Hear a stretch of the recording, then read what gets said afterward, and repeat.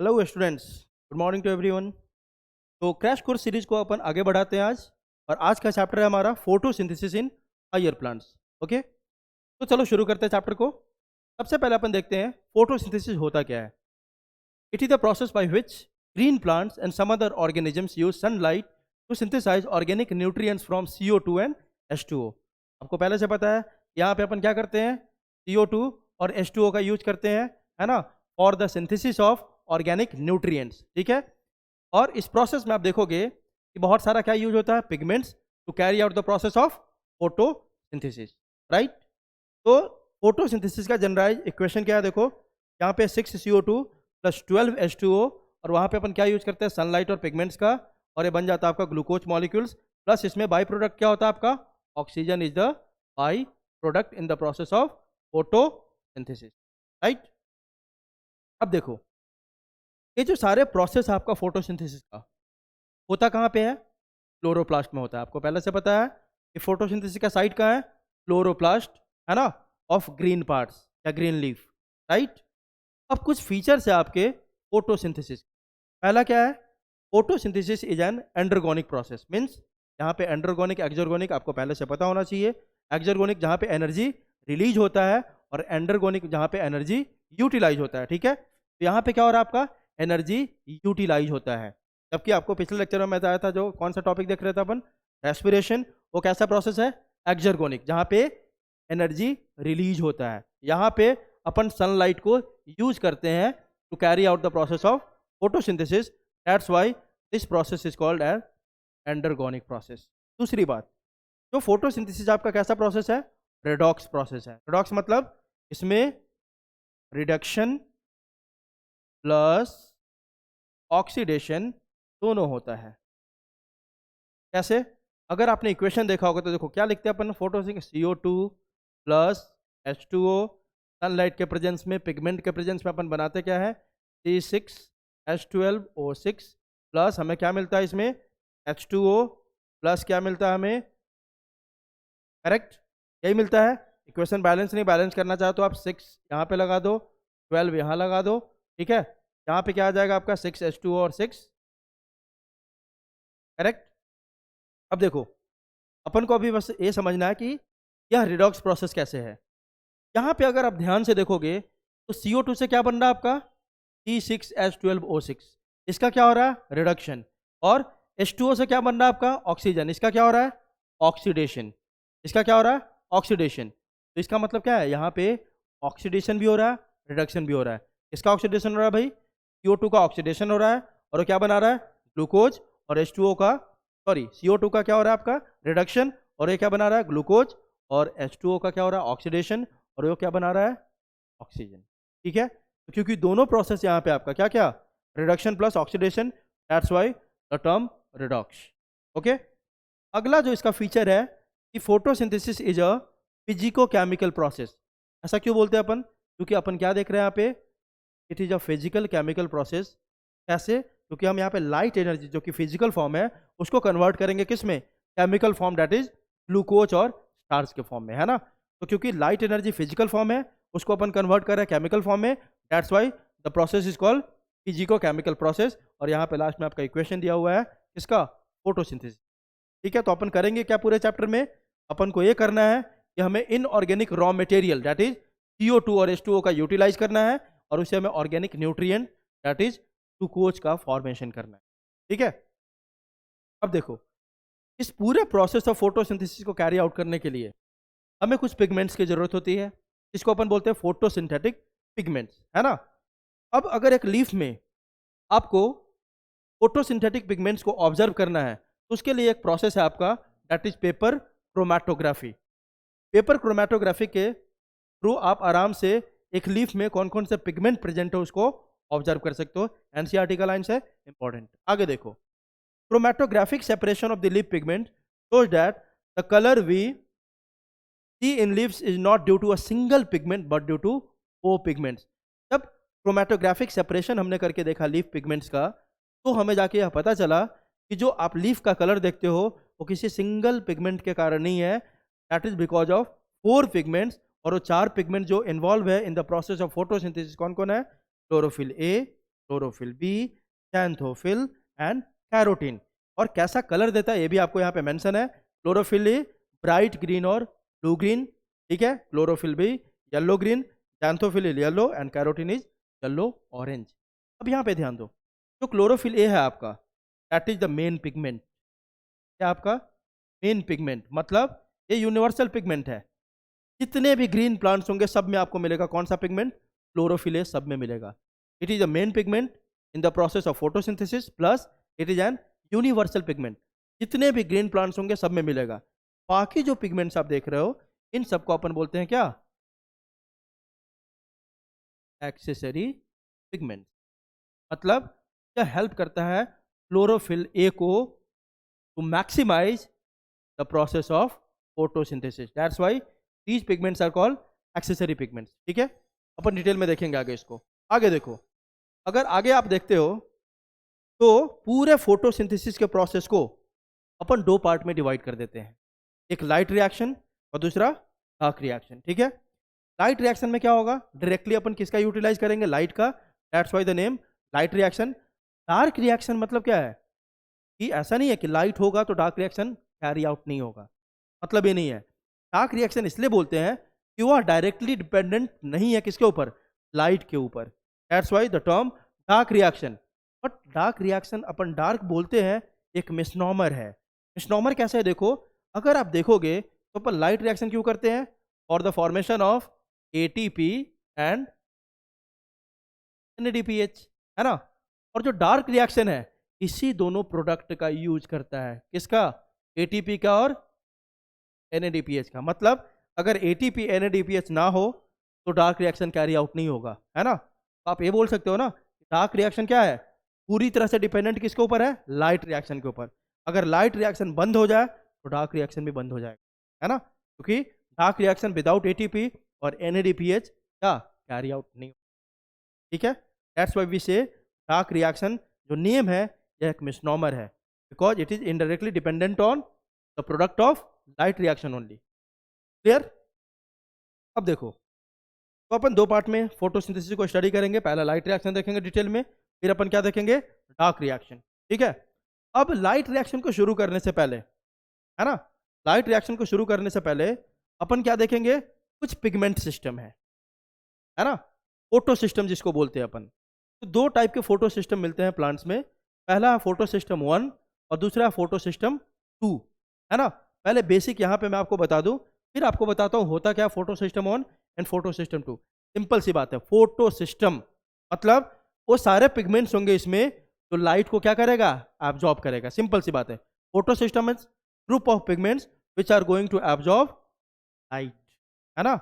और लाइट को किस फॉर्म में एब्जॉर्ब करता है, फोटोन के फॉर्म में। किस फॉर्म में, फोटोन के फॉर्म में। देखो आप, तो दो आपके फोटो सिस्टम मिलेंगे प्लांट में, PS1 एंड PS2। अब ध्यान दो, photo system 1 and photo system 2। अब एनसीईआरटी में अगर आप देखोगे इसको तो थोड़ा कंफ्यूजिंग करके लिखा हुआ है ना। तो अभी अपन बहुत आराम से और बहुत अच्छे से देखेंगे कि फोटो सिस्टम 1 में क्या क्या होता है और फोटो सिस्टम 2 में क्या क्या होता है। तो देखो, सबसे पहले जो भी फोटो सिस्टम हो उसमें पक्की बात है, एक क्या होगा आपका रिएक्शन सेंटर और एक क्या होगा आपका लाइट हार्वेस्टिंग कॉम्प्लेक्स। ये याद रखने का, weather it is photo system 1 weather it is photo system 2 में दो चीज होगा पक्का, एक क्या होगा आपका रिएक्शन सेंटर और दूसरा क्या होगा आपका लाइट हार्वेस्टिंग कॉम्प्लेक्स। तो चलो PS1 की बात करते हैं, एक क्या होगा आपका रिएक्शन सेंटर, रिएक्शन सेंटर। चलो इसको जैसे देख, ये देखो आप, अपन बात कर रहे हैं PS1 मतलब फोटो सिस्टम 1। कोई भी PS हो, वेदर इट इज PS1 और PS2, दो चीज पक्का मिलेगा उसमें। एक पहला क्या होगा, रिएक्शन सेंटर, और दूसरा इसमें क्या होगा LHC, लाइट हार्वेस्टिंग कॉम्प्लेक्स। क्योंकि अपन फोटो सिस्टम 1 देख रहे हैं इसलिए इसके पहले क्या लगा देते हैं, LHC1। ठीक है, अब देखो, reaction centre is always going to be chlorophyll. हमेशा रिएक्शन सेंटर कौन होगा आपका, क्लोरोफिल होगा, ध्यान रखने का। दोनों में, अब PS2 की भी बात करो, यहाँ पे अपन PS2 लेते हैं, यहाँ पे भी क्या होगा, दो चीज, पहला क्या होगा रिएक्शन सेंटर, दूसरा क्या होगा आपका LHC। और यहाँ पे LHC क्या लिखेंगे 2। क्योंकि अपन क्या पढ़ रहे हैं, फोटो सिस्टम 2। अब ध्यान दो, इसमें भी रिएक्शन सेंटर कौन होगा आपका, क्लोरोफिल ए। फिर एनसीईआरटी में ऐसा क्यों लिखा हुआ है कि photo system 1 and photo system 2 have different reaction centres? बिल्कुल, देखो यह जो क्लोरोफिल ए है, यह अपना एब्जॉर्प्शन मैक्सिमम कहाँ शो करता है, 700 नैनोमीटर पे, है ना। और यह कहाँ शो करता है आपका 618, इसलिए दोनों में डिफरेंस है। मतलब यह कितने वेवलेंथ को, लाइट को एब्जॉर्ब करेगा, 700 नैनोमीटर, और यह कितना आपका 680 नैनोमीटर, यह डिफरेंस है। दोनों जगह क्लोरोफिल ए है, बट यहाँ पे क्या है, वेवलेंथ की देखो आप 700 नैनोमीटर, और यहाँ पे क्या है 680 नैनोमीटर, डिफरेंस यहाँ है। दूसरा देखो, दूसरा कंपोनेंट क्या मिलेगा आपको, लाइट हार्वेस्टिंग कॉम्प्लेक्स, है ना। अब लाइट हार्वेस्टिंग कॉम्प्लेक्स है ना, कॉम्प्लेक्स में दो चीज आ जाएंगे, क्या क्या आएगा इसके अंदर, इसके अंदर पहला आएगा आपका LHP, लाइट हार्वेस्टिंग पिगमेंट्स, इसको आप बहुत सारे नाम से एनसीईआरटी में लिखा हुआ है एंटीना मॉलिक्यूल्स। क्या लिखा हुआ है, एंटीना मॉलिक्यूल्स, या इसको आप क्या बोल सकते हो, एक्सेसरी पिगमेंट्स। वो सारे जो है ना, क्लोरोफिल बी, xanthophyll, कैरोटीन, सब इसके अंदर आ जाएंगे, किसके अंदर, लाइट हार्वेस्टिंग पिगमेंट, या एंटीना मॉलिक्यूल्स बोलो, या एक्सेसरी पिगमेंट्स। दूसरा इसमें क्या होगा, ये जो पिगमेंट्स होते हैं ना, एंटीना मॉलिक्यूल्स, वो हमेशा प्रोटीन के साथ बाउंड होता है, किसके साथ, प्रोटीन के साथ, इसीलिए तो इसको कॉम्प्लेक्स बोलते हैं अपन, है ना। क्योंकि ये जो पिगमेंट है हमेशा किसके साथ बाइंड होगा, प्रोटीन के साथ। That's why it is called LHC, light harvesting complex, because these light harvesting pigments, that is chlorophyll B, दूसरा आपका xanthophyll, कैरोटीन, सब किसके साथ बाउंड होगा, प्रोटीन के साथ बाउंड होता है। That's why it is called LHC। तो यही दो चीज मिलेगा आपको हर फोटो सिस्टम में, पहला रिएक्शन सेंटर, दूसरा आपका light harvesting complex. Exactly same यहाँ पे भी क्या होंगे, LHP प्लस क्या होगा आपका, दूसरा प्रोटीन, ठीक है। अब देखो PS1 और PS2, यह जरूरी नहीं है कि हमेशा पहले काम कौन करेगा, PS1, और बाद में काम करेगा PS2। ये जो नंबरिंग है आपका PS1 और PS2, ये किसके बेसिस पे है, on the basis of their discovery, है ना। पहले डिस्कवर ये हुआ, इसलिए यहाँ पे कर दिया PS1, ये बाद में डिस्कवर हुआ तो PS2। ध्यान क्या रखने का, 700 नैनोमीटर यहाँ पे PS1 में, और 680 नैनोमीटर कहाँ पे, PS2 में। इसको आपको ध्यान रखना है, ठीक है। चलो अब अपन स्लाइड पे सेम बात लिखा होगा, देख लेते हैं अपन। चलो देखो यहाँ पे क्या लिखा हुआ, PS1 includes reaction centre P700 plus LHC1, जिसमें क्या आएगा LHP प्लस प्रोटीन्स। इसी तरह आपका PS2 में क्या लिखा हुआ देखो, इट इंक्लूड्स रिएक्शन सेंटर जो क्या है P680, और LHC2 इसमें क्या आएगा LHP प्लस प्रोटीन्स, ठीक है। कुछ बेसिक डिफरेंस आपका फोटो सिस्टम 1 और फोटो सिस्टम 2 के बीच में दिया हुआ है, जो कि बहुत बहुत इंपॉर्टेंट है, ठीक है। लोकेशन है इसका, कहाँ ये फंक्शन करता है, ये सारी बातें लिखी होंगी, देखो आप। तो देखते हैं एक एक करके, फोटो सिस्टम 1, ये फोटो सिस्टम 1 और फोटो सिस्टम 2, PS1 है यहाँ पे, और आपका यहाँ पे PS। ध्यान दो, पहला पॉइंट क्या है, PS1 lies on the outer surface of the thylakoids. PS1 का लोकेशन कहाँ हो गया, मान लो ये थाइलाकोइड्स है, ठीक है, इसके आउटर सरफेस पे होगा कौन, PS1, जबकि PS2 कहाँ है, lies on the inner surface of thylakoid, या अंदर के साइड होगा और यह बाहर के साइड होगा। पहला पॉइंट याद रखोगे, PS1 कहाँ पे है, सेम थाइलाकोइड पे ही है, लेकिन एक थोड़ा बाहर के साइड से और एक अंदर के साइड से, ठीक है। तो PS1 कहाँ है, आउटर सरफेस पे, और PS2 कहाँ है आपका, inner surface of the thylakoid. आगे देखो सेकेंड डिफरेंस, PS1 में क्या होता है, molecular oxygen is not evolve. अभी आप देखोगे, आते हैं बाद में अभी, ठीक है। अगर देखोगे एक प्रोसेस होता है फोटोलाइसिस ऑफ वाटर, है ना, हाइड्रोलिसिस ऑफ वाटर, उसमें देखोगे फोटोलिसिस ऑफ वाटर में देखोगे, जहाँ पे अपन वाटर मॉलिक्यूल्स को ब्रेक करेंगे, वहाँ से ऑक्सीजन रिलीज होता है, वो हमेशा कहाँ पे होता है, PS2 पे, है ना, PS1 पे नहीं होता है। इस बात को आप ज़्यादा बेहतर थोड़ी देर में समझोगे आप, क्या, in this system molecular oxygen is not evolve, जबकि PS2 से अटैच है कौन आपका, photolysis of water, that is PS2 के पास ही क्या होता है आपका, photolysis of water, water splitting होता है, और ऑक्सीजन यहाँ पे रिलीज होता है। तीसरा, it's reaction centre is P700, और इसका P680 पहले बता दिया आपको। आगे है NADPH is formed in this reaction. बस आप अभी डिफरेंस देखो, मैं आपको सारा बताऊंगा कि क्यों ऐसा बोल रहा है कि PS1 में NADPH फॉर्म होता है, और यहाँ पे PS2 में देखो NADPH is not formed in this reaction. बस अभी आप डिफरेंस सुन लो अभी आगे आने वाले मैकेनिज्म में सारी बातें बताऊंगा मैं। आगे देखो, it participate both in cyclic and non cyclic, ये भी ध्यान रखना है। PS1 is involve in both cyclic and non cyclic photophosphorylation, है ना, जबकि आपका यह पार्टिसिपेट करता है केवल किस में, नॉन साइक्लिक में। कौन, फोटो सिस्टम 2। दूसरा, it receives electrons from photo system 2, और वहां पे क्या है, it receives electrons from photolytic dissociation of water. Difference बस आपको ध्यान देखना है, ये टेबल बस आप ध्यान रखोगे, आगे आने वाले टाइम में बता रहा हूं मैं ये सारी पॉइंट्स क्या है। दूसरा, it is not related with photolysis of water, और अभी बता दिया PS2 is related with photolysis of water. ये डिफरेंस आप समझो, ठीक है। चलो, तो ये मैंने बता दिया कि जो लाइट रिएक्शन पूरा कैरी आउट करता है, कौन कैरी आउट करता है, फोटो सिस्टम्स। दो टाइप के फोटो सिस्टम होते हैं, PS1 एंड PS2। PS1 में कौन कौन होता है बता दिया आपको, है ना, always it is going to carry a reaction centre which is going to be chlorophyll A, है ना, और दूसरा आपका क्या होता है उसमें, light harvesting complex. Light harvesting complex में दो चीज है, एंटीना मॉलिक्यूल्स जो भी एक्सेसरी पिगमेंट्स थे, प्लस वो किससे बाउंड होगा, प्रोटीन से बाउंड होगा, ठीक है। अब अपन आते हैं लाइट रिएक्शन पे। चलो, लाइट रिएक्शन में हमें क्या करना, गोल क्या है हमारा लाइट रिएक्शन का, we have to synthesise ATP and NADPH, simple. यही है लाइट रिएक्शन आपका, है ना। अब देखो इसमें होगा क्या, it is an oxidation reaction, जिसमें अपन देखेंगे H2O का क्या करेंगे, ऑक्सीडेशन, और ये होगा कहाँ लाइट रिएक्शन आपका, कहाँ होगा, हाइलाक्वाइट पे, है ना, या ग्राना बोलो आप। और डार्क रिएक्शन कहाँ होगा, हमेशा स्ट्रोमा में। क्लोरोप्लास्ट का कहाँ पे होगा डार्क रिएक्शन, स्ट्रोमा, और आपका लाइट रिएक्शन कहाँ होगा, ग्राना या थाइलाक्वाइड बोल सकते हो आप, ठीक है।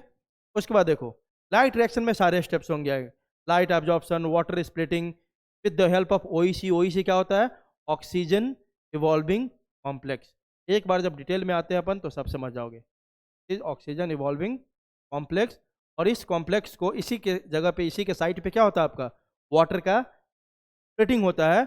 और OEC को काम करने के लिए कुछ मिनरल्स की जरूरत होती है, वेरी इंपॉर्टेंट है ये, है ना, जो कि क्वेश्चन पूछा हुआ है, OEC किस मिनरल्स के प्रेजेंस में काम करता है, तो कौन कौन है आपका, मैग्नीज, कैल्शियम एंड क्लोरीन, ये चाहिए होते हैं OEC को काम करने के लिए। अगर ये तीनों होंगे तो OEC एक्टिव होता है और क्या करता है आपका, वाटर स्प्लिट, मतलब पानी को ब्रेक करता है, ठीक है।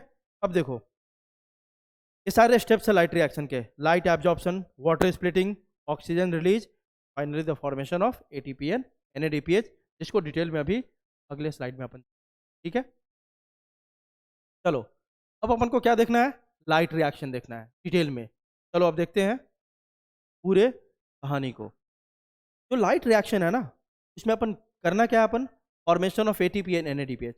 और पिछले चैप्टर में आपको रेस्पिरेशन में मैंने बताया था कि formation of ATP is called phosphorylation.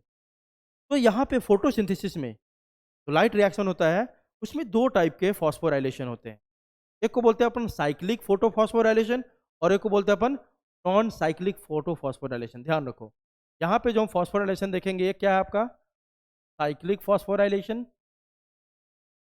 Photo phosphorylation, और दूसरा क्या आपका, non cyclic, non cyclic phosphorylation या फोटो फॉस्फोराइलेशन बोलते हैं।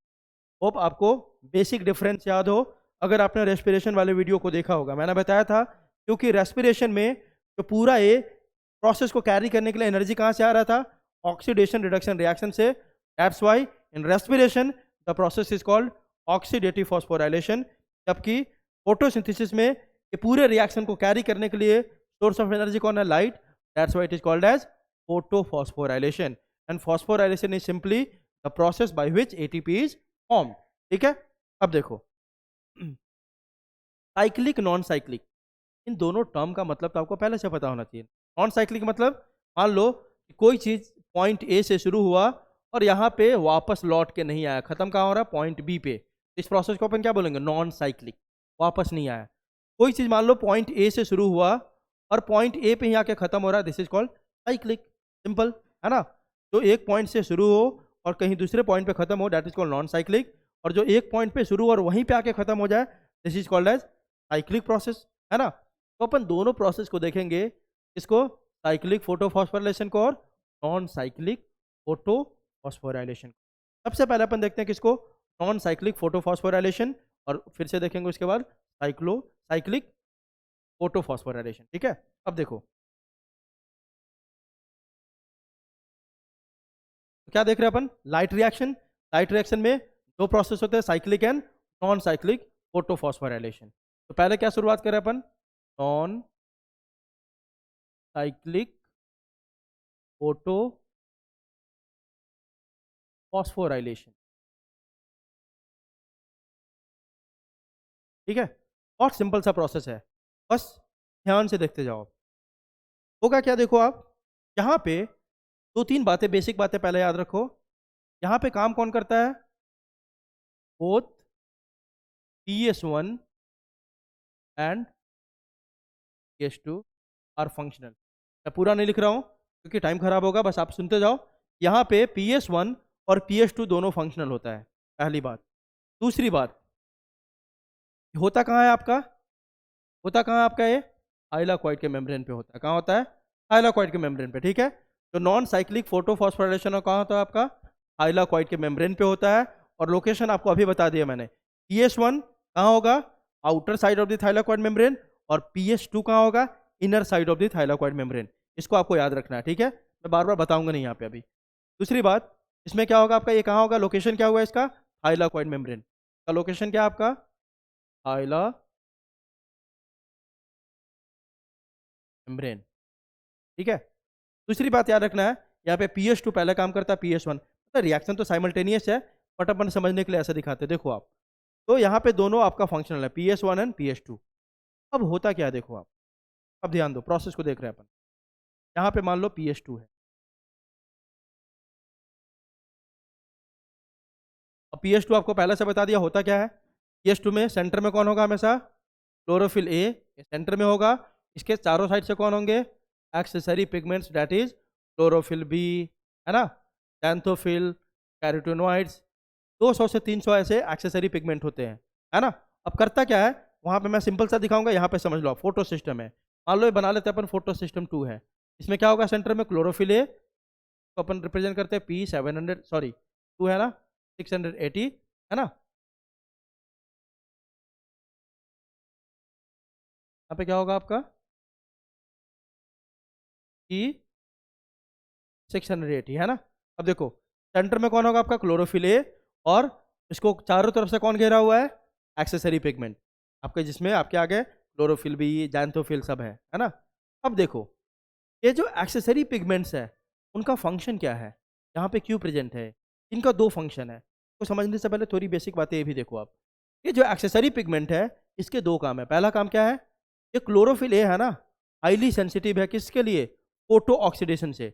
अगर लाइट एनर्जी इस पर, लाइट अगर डायरेक्ट इसके ऊपर आएगा ना, तो ब्लीच हो जाएगा। ब्लीच मतलब इसका ये ब्रेक डाउन हो जाएगा, फोटो ऑक्सीडेशन हो जाएगा, है ना, किसका, क्लोरोफिल ए मॉलिक्यूल का। ठीक है, दैट्स वाई इसको हमें बचा के रखना होता है। जो बचा के कौन रखता है आपका, ये सारे बाहर में जो पिगमेंट्स है, ये जो बाहर में सारे पिगमेंट्स है, वह क्या करेगा, क्लोरोफिल ए को फोटो ऑक्सीडेशन से बचाता है।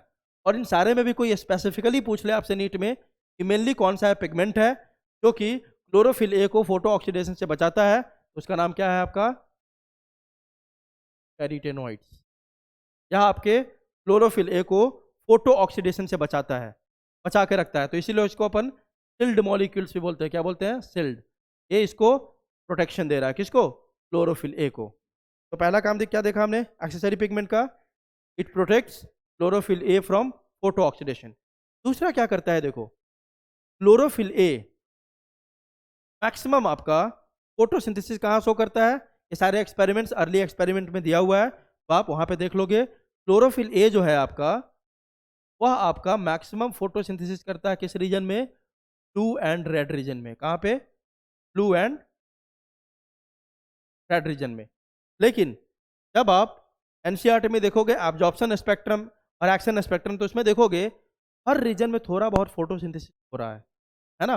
मतलब इस रीजन में सबसे मैक्सिमम होता है ब्लू एंड रेड में। और क्वेश्चन पूछ ले कि ब्लू और रेड में भी सबसे ज्यादा मैक्सिमम फोटोसिंथेसिस किस रीजन में होता है, तो क्या बोलोगे, रेड रीजन।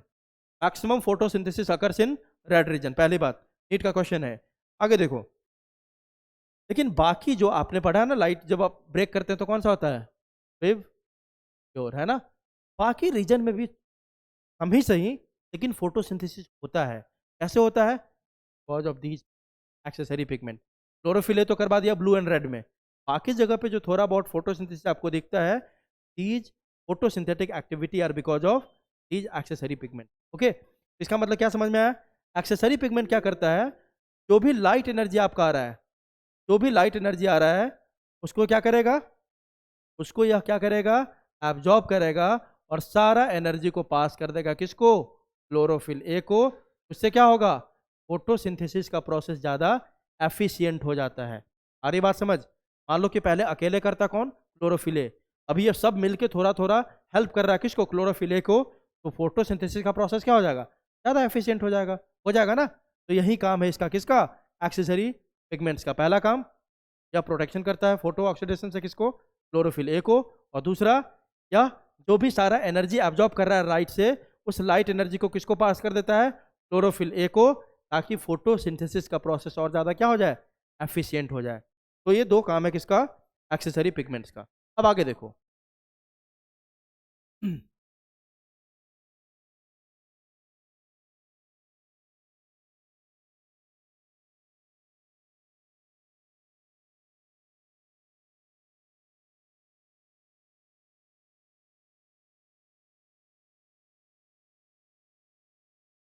चलो अब कंटिन्यू करते हैं अपन। नॉन साइक्लिक फॉस्फोराइलेशन, आपको एक ही बता दिया कि रिएक्शन सेंटर के आसपास कैसे आपके एक्सेसरी पिगमेंट्स होते हैं और उनका फंक्शन क्या होता है। चलो, ये PS1 है। PS1 के आसपास कौन है आपके? एक्सेसरी। PS2 है। PS2 के आसपास कौन है आपके? एक्सेसरी पिगमेंट्स है। तो क्या कर रहे हैं? लाइट जो यहाँ पे मान लो कि सनलाइट है, यहाँ पे क्या है? यहाँ पे देखो, इधर मान लेते हैं सन है, क्या?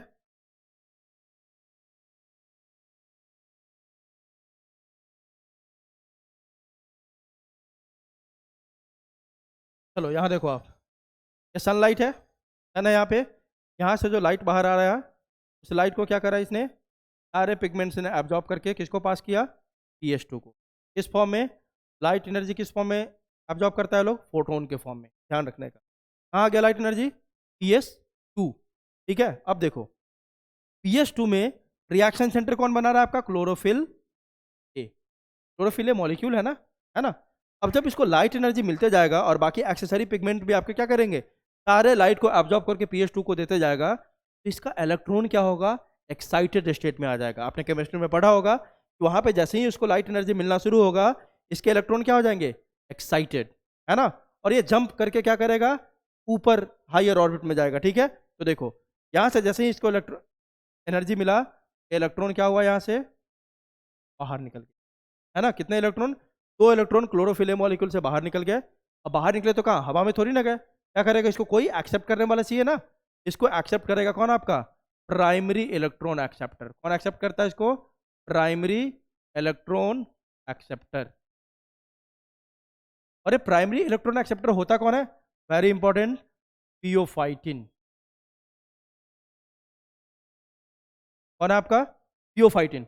याद रखने का आपको। तो प्राइमरी इलेक्ट्रॉन एक्सेप्टर है कौन सा आपका? पियोफाइटिन। वह जो इलेक्ट्रॉन बाहर निकला था क्लोरोफिल मॉलिक्यूल से, उसको क्या करेगा? एक्सेप्ट करेगा। ठीक है, अब देखो, पियोफाइटिन अब आगे ETS में, ETS means electron transport system, जो पिछले चैप्टर में आपको बताया था, वहां पे इस इलेक्ट्रॉन को पास करेगा। ठीक है, तो चलो आगे इसका सीक्वेंस देखते हैं। पियोफाइटिन किसको पास करेगा? इसको प्लास्टोक्यूनोन को पास करेगा। ठीक है, प्लास्टोक्यूनोन से कहाँ जाएगा? ये साइटोक्रोम कॉम्प्लेक्स में जाएगा। Cytochrome complex. यहां से कहाँ आएगा? ये प्लास्टोसाइनिन। और प्लास्टोसाइनिन फाइनली किसको दे देगा? ये PS1 को। ठीक है, तो ये सब क्या है? आपके इलेक्ट्रॉन ट्रांसपोर्ट चेन के इलेक्ट्रॉन कैरियर्स है। ठीक है, तो हुआ क्या? लाइट एनर्जी आया, PS2 के मॉलिक्यूल्स क्या किया? इसको एब्जॉर्ब करा। यहाँ से क्या हो गया? इलेक्ट्रॉन एक्साइटेड हुआ और बाहर निकला। और इसको एक्सेप्ट करने वाला प्राइमरी इलेक्ट्रॉन एक्सेप्टर कौन है आपका? पियोफाइटिन। पियोफाइटिन से इलेक्ट्रॉन कहाँ है आपका? ये प्लास्टोक्यूनोन। वहां से साइटोक्रोम कॉम्प्लेक्स, और यहाँ से कहाँ पहुंच गए? PS1। चलो, इलेक्ट्रॉन को अभी तक कहाँ पहुंचा दिया हमने? PS1 में। इसको यहीं पे रोकते हैं अभी। ठीक है, अब देखो, यहां से जो इलेक्ट्रॉन बाहर निकला था, कैसा इलेक्ट्रॉन था? High energy. क्योंकि लाइट एनर्जी को जब एब्जॉर्ब किया तो यहाँ पे इलेक्ट्रॉन कैसा हो गया था, हाई एनर्जी। तो यहाँ मतलब कि प्राइमरी इलेक्ट्रॉन एक्सेप्टर के पास जो इलेक्ट्रॉन पहुंचा, कैसा इलेक्ट्रॉन पहुंचा आपका, हाई एनर्जी इलेक्ट्रॉन। ठीक है। अब जब यह इलेक्ट्रॉन एटीएस में आपका ट्रैवल कर रहा है, ट्रैवल करते वक्त यहाँ पे एनर्जी क्या करता है, रिलीज करता है, एनर्जी गेट्स रिलीज्ड। जब ये ट्रैवल कर रहा है आपका कहां से, प्राइमरी इलेक्ट्रॉन एक्सेप्टर से आगे, जब ये PS1 की तरफ बढ़ रहा है तो बीच में क्या कर रहा है, एनर्जी को रिलीज कर रहा है। तो इसका मतलब क्या हुआ, PS1 में जो इलेक्ट्रॉन पहुंच रहा है, कैसा इलेक्ट्रॉन पहुंच रहा है आपका, लो एनर्जी इलेक्ट्रॉन। करेक्ट। यहाँ पे कैसा था, हाई एनर्जी। जब यह अपना जर्नी आपका कर रहा है कहां से, प्राइमरी इलेक्ट्रॉन एक्सेप्टर से कहां पे, PS2 में, तो इसके एनर्जी क्या होते हैं, रिलीज होते हैं। अब ये कैसा हो गया आपका, लो एनर्जी इलेक्ट्रॉन हो गया। ठीक है। अब देखो आय की प्रोसेस देखो, यह एनर्जी रिलीज हुआ, इसका कुछ काम है, उसको देखेंगे अपन। ठीक है, क्या काम है। तो हमने इलेक्ट्रॉन को कहां तक पहुंचा दिया, PS1 तक पहुंचा दिया। ठीक है। और यहां पे क्या हुआ आपका, एनर्जी रिलीज हुआ रास्ते में। एक पॉइंट आपको बहुत ध्यान से याद रखना होगा, जब यह इलेक्ट्रॉन का ट्रांसपोर्ट हो रहा था, तो जो इलेक्ट्रॉन ट्रांसपोर्ट सिस्टम के इलेक्ट्रॉन कैरियर्स है, जैसे कि प्लास्टोक्यूनोन हो गया, साइटोक्रोम कॉम्प्लेक्स हो गया, प्लास्टोसाइनिन हो गया, यह इलेक्ट्रॉन के एनर्जी को एब्जॉर्ब नहीं करता है। इसका काम बस एक ही है, यह बस इलेक्ट्रॉन को उठा उठा के आगे पास कर रहा है, बिल्कुल ये एनर्जी को एब्जॉर्ब नहीं करेगा इलेक्ट्रॉन का, है ना। तो लो एनर्जी कैसे हो गया था, क्योंकि जर्नी के दौरान ये क्या हुआ था, एनर्जी रिलीज हुआ था। ये कोई भी इलेक्ट्रॉन कैरियर्स एनर्जी को एब्जॉर्ब नहीं करेगा, इस बात को आप याद रखोगे। दूसरी बात, अब देखो यहाँ पे देखो सारा सीक्वेंस है। अब एक चीज देखो तो आप, यहाँ पे 2 इलेक्ट्रॉन निकल गया क्लोरोफिल ए मॉलिक्यूल से, यहाँ पे इलेक्ट्रॉन की एफिशिएंसी हो गई कि नहीं, क्लोरोफिल ए मॉलिक्यूल से 2 इलेक्ट्रॉन बाहर गया, यहाँ पे क्या हो गया आपका, इलेक्ट्रॉन की डेफिशिएंसी हो गई। अब इस डेफिशिएंसी को पूरा करने वाला कोई तो चाहिए ना, है ना। इस इलेक्ट्रॉन की डेफिशिएंसी को जो PS2 में हुआ है, उसको पूरा करने वाला कोई तो चाहिए। इसको पूरा करने के लिए यहाँ पे एक प्रोसेस होता है, that is called water splitting या फोटोलाइसिस ऑफ वाटर मॉलिक्यूल्स। तो इसका मतलब photolysis of water molecules is associated with PS2। Question है नीट का, है ना, कि photolysis of water molecules is associated with PS2 और PS1। तो क्या बोलोगे, PS2। क्यों हो रहा है भाई ये प्रोसेस, क्योंकि सर लाइट एनर्जी जब आया था तो इसके इलेक्ट्रॉन एक्साइटेड होकर बाहर निकल गए थे, तो क्लोरोफिल ए में क्या हो गया था, इलेक्ट्रॉन का डेफिशिएंसी। उस डेफिशिएंसी को पूरा करने के लिए वहीं आपके थाइलाकॉइड के इनर मेम्ब्रेन पे जहां पे PS2 है, उसी सरफेस पे आपका वाटर का क्या होगा, स्प्लिटिंग होगा, पानी का क्या होगा, ब्रेक डाउन होगा। चलो, तो बना रहा हूं मैं इधर, लेकिन ये प्रोसेस कहाँ हो रहा है, यहीं पे PS2 के पास, है ना। ठीक है, इनर थाइलाकॉइड मेम्ब्रेन पे देखो अब, तो यहां मैं बना रहा हूं, यहाँ पे क्या हो रहा है आपका, वाटर का स्प्लिटिंग। H2O जब ब्रेक होता है तो क्या क्या बनाएगा बताओ, 2H plus plus 2 electron plus क्या निकलेगा बाहर आपका, oxygen. Correct. 2H plus 2 electron plus oxygen. Oxygen तो आपका हो गया बाई प्रोडक्ट, जो एटमोस्फेयर में चला जाता है, जिसको हम क्या करते हैं, रेस्पायर करते हैं। बचा कौन अब, 2H प्लस प्लस 2 इलेक्ट्रॉन। ठीक है, ये जो 2 इलेक्ट्रॉन यहाँ पे है, या 2 इलेक्ट्रॉन कहाँ चला जाएगा, 2 इलेक्ट्रॉन कहाँ जाएगा, देखो या 2 इलेक्ट्रॉन चला जाएगा कहाँ पे, PS2 में। ठीक है, यहाँ पे इसकी डेफिशिएंसी थी तो ये कहाँ चला गया आपका, PS2 में चला गया। क्लियर है। उसके बाद देखो क्या बचा यहाँ पे, 2 हाइड्रोजन। ठीक है, अब यहाँ पे ध्यान दो, यह 2 हाइड्रोजन किस चीज में हेल्प करेगा, 2H प्लस जो बच गया यहाँ पे, प्रोटोन ग्रेडियंट फॉर्मेशन में, प्रोटोन ग्रेडियंट फॉर्मेशन में हेल्प करेगा। किस चीज में, प्रोटोन ग्रेडियंट फॉर्मेशन में हेल्प करेगा। क्लियर है। देखो हुआ क्या, वाटर स्प्लिटिंग हुआ, वाटर स्प्लिट होकर क्या बना आपका, 2H plus plus 2 electron plus oxygen. Clear है। जब ये सारा बन गया आपका, उसके बाद हुआ क्या, oxygen as a by product atmosphere में चला जाएगा। तो इलेक्ट्रॉन जो है वो कहाँ चले जाएंगे, इस डेफिशिएंसी को पूरा करने के लिए PS2 में। ठीक है, और उसके बाद आपका जो 2 प्रोटोन बचा, ये क्या करेगा, प्रोटोन ग्रेडियंट का फॉर्मेशन करेगा। क्योंकि ये सारा प्रोसेस हो कहाँ रहा है, थाइलाकॉइड के मेम्ब्रेन पे। कहाँ हो रहा है, थाइलाकॉइड के मेम्ब्रेन पे हो रहा है ना। तो इसका मतलब क्या है, ये जो आपका H प्लस है वो कहाँ, देखो यहाँ पे अगर इसको ऐसे एनालाइज करें तो ये सारा प्रोसेस कहाँ हो रहा है, थाइलाकॉइड के मेम्ब्रेन पे, यहाँ पे हो रहा है मान लो। ठीक है, तो जो भी H प्लस वो निकल रहा है ना वहाँ पे, ये इस स्पेस में आकर जमा होते जाएगा। कहाँ पे, थाइलाकॉइड के ल्यूमेन में। याद रखो कहाँ जमा होते जा रहा है, थाइलाकॉइड के ल्यूमेन में। ये सारा आके आपको जमा हो गया। क्लियर है। अब देखो कहानी हमने देख लिया क्या क्या, कि सर यह जो 3 प्रोडक्ट बना 2s प्लस कहाँ जमा हो गया, थाइलाकॉइड के ल्यूमेन में। इलेक्ट्रॉन कहाँ चला गया सर, pH2 के डेफिशिएंसी को पूरा करने, और oxygen as a by product release हो गया, जिसको हम क्या करते हैं, रेस्पायर करते हैं। ठीक है, अब देखो यहाँ पे कहानी देखो। अब यहाँ से एनर्जी रिलीज हुआ था ना, जब हम इलेक्ट्रॉन को ट्रांसपोर्ट कर रहे थे एटीएस में, यह एनर्जी भी क्या करेगा, आपका प्रोटॉन को पंप करेगा। कहाँ से पंप करेगा भाई, तो आपके देखो ये भी क्या करेगा, मैट्रिक्स से उठा के, है ना, स्ट्रोमा जो था वहां से उठा के प्रोटॉन को कहाँ पंप करेगा, H प्लस, मतलब ल्यूमन में, थाइलाकॉइड के ल्यूमन में। बात समझो, अपन क्या बना रहे हैं, प्रोटॉन ग्रेडियंट बना रहे हैं। कैसे बन रहा है, एक तो बन रहा है जो 2H प्लस आया वो कहाँ जमा होते गया आपका, थाइलाकॉइड के ल्यूमन में। दूसरा कैसे बन रहा है आपका सर, जो एनर्जी रिलीज हुआ था ना, यह एनर्जी क्या कर रहा है, स्ट्रोमा से H प्लस को क्या कर रहा है, भेज रहा है किसके अंदर, थाइलाकॉइड के ल्यूमन में। तो क्वेश्चन ही आ जाता है, अगला क्वेश्चन क्या आ जाता है आपका कि सर प्रोटॉन ग्रेडियंट कैसे कैसे बना। तो प्रोटॉन ग्रेडियंट 2 कारण से बना। पहला कारण क्या था प्रोटॉन ग्रेडियंट बनने का, proton gradient formation.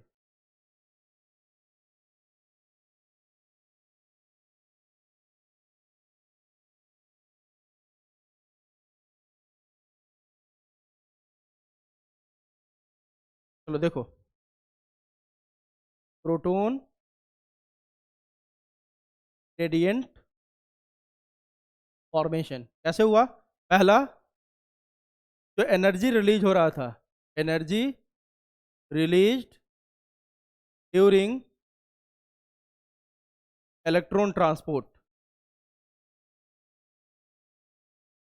Electron transport in ETS pumps H plus from stroma into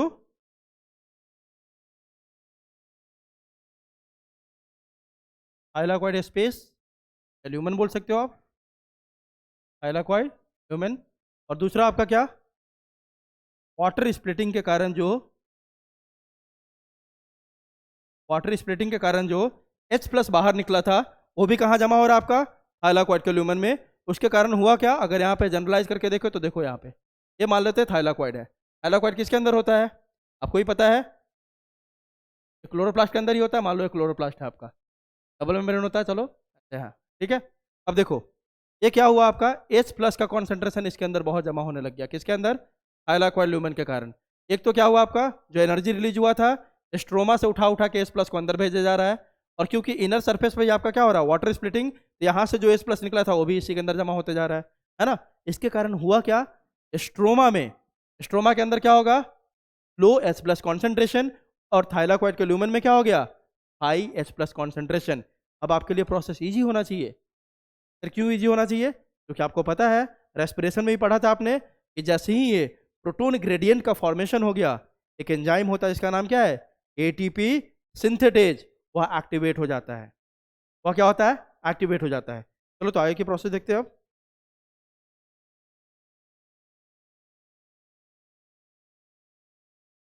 तो देखो अब हुआ क्या, अभी तक क्या क्या देख लिया, समरी में देख लिया अपन। सर pH2 से कहानी शुरू हुई थी, pH2 से जो इलेक्ट्रॉन निकला था उसको एक्सेप्ट किया था कौन, तो इलेक्ट्रॉन जो निकला था उसको एक्सेप्ट किया था आपको प्राइमरी इलेक्ट्रॉन एक्सेप्टर, तो कौन था, थियोफाइटिन। फिर इसको पास कर दिया था सर, इलेक्ट्रॉन को पास करके कहाँ पहुंचा दिया था, PS1 में। कैसा इलेक्ट्रॉन पहुंचा था, लो एनर्जी इलेक्ट्रॉन PS1 में, देख लिया हमने। अब देखो उसके बाद क्या हुआ था, pH2 पे वाटर का स्प्लिटिंग हुआ था इलेक्ट्रॉन डेफिशिएंसी को पूरा करने के लिए, और जब यह यहाँ से यहाँ ट्रांसफर हो रहा था तो जो एनर्जी रिलीज हुआ था, एनर्जी रिलीज, और जो आपका यहाँ पे फोटोलाइसिस हुआ था उसके, उसमें जो H प्लस निकला था उसके कारण क्या हुआ, थाइलाकॉइड के ल्यूमन में H प्लस का कॉन्सेंट्रेशन बहुत बढ़ गया, और आपके कहाँ पे, स्ट्रोमा में H प्लस का कॉन्सेंट्रेशन बहुत कम हो गया। चलो अब उसी डायग्राम को यहाँ देख लेते हैं। पहले अपन बना लेते हैं क्या, क्लोरोप्लास्ट।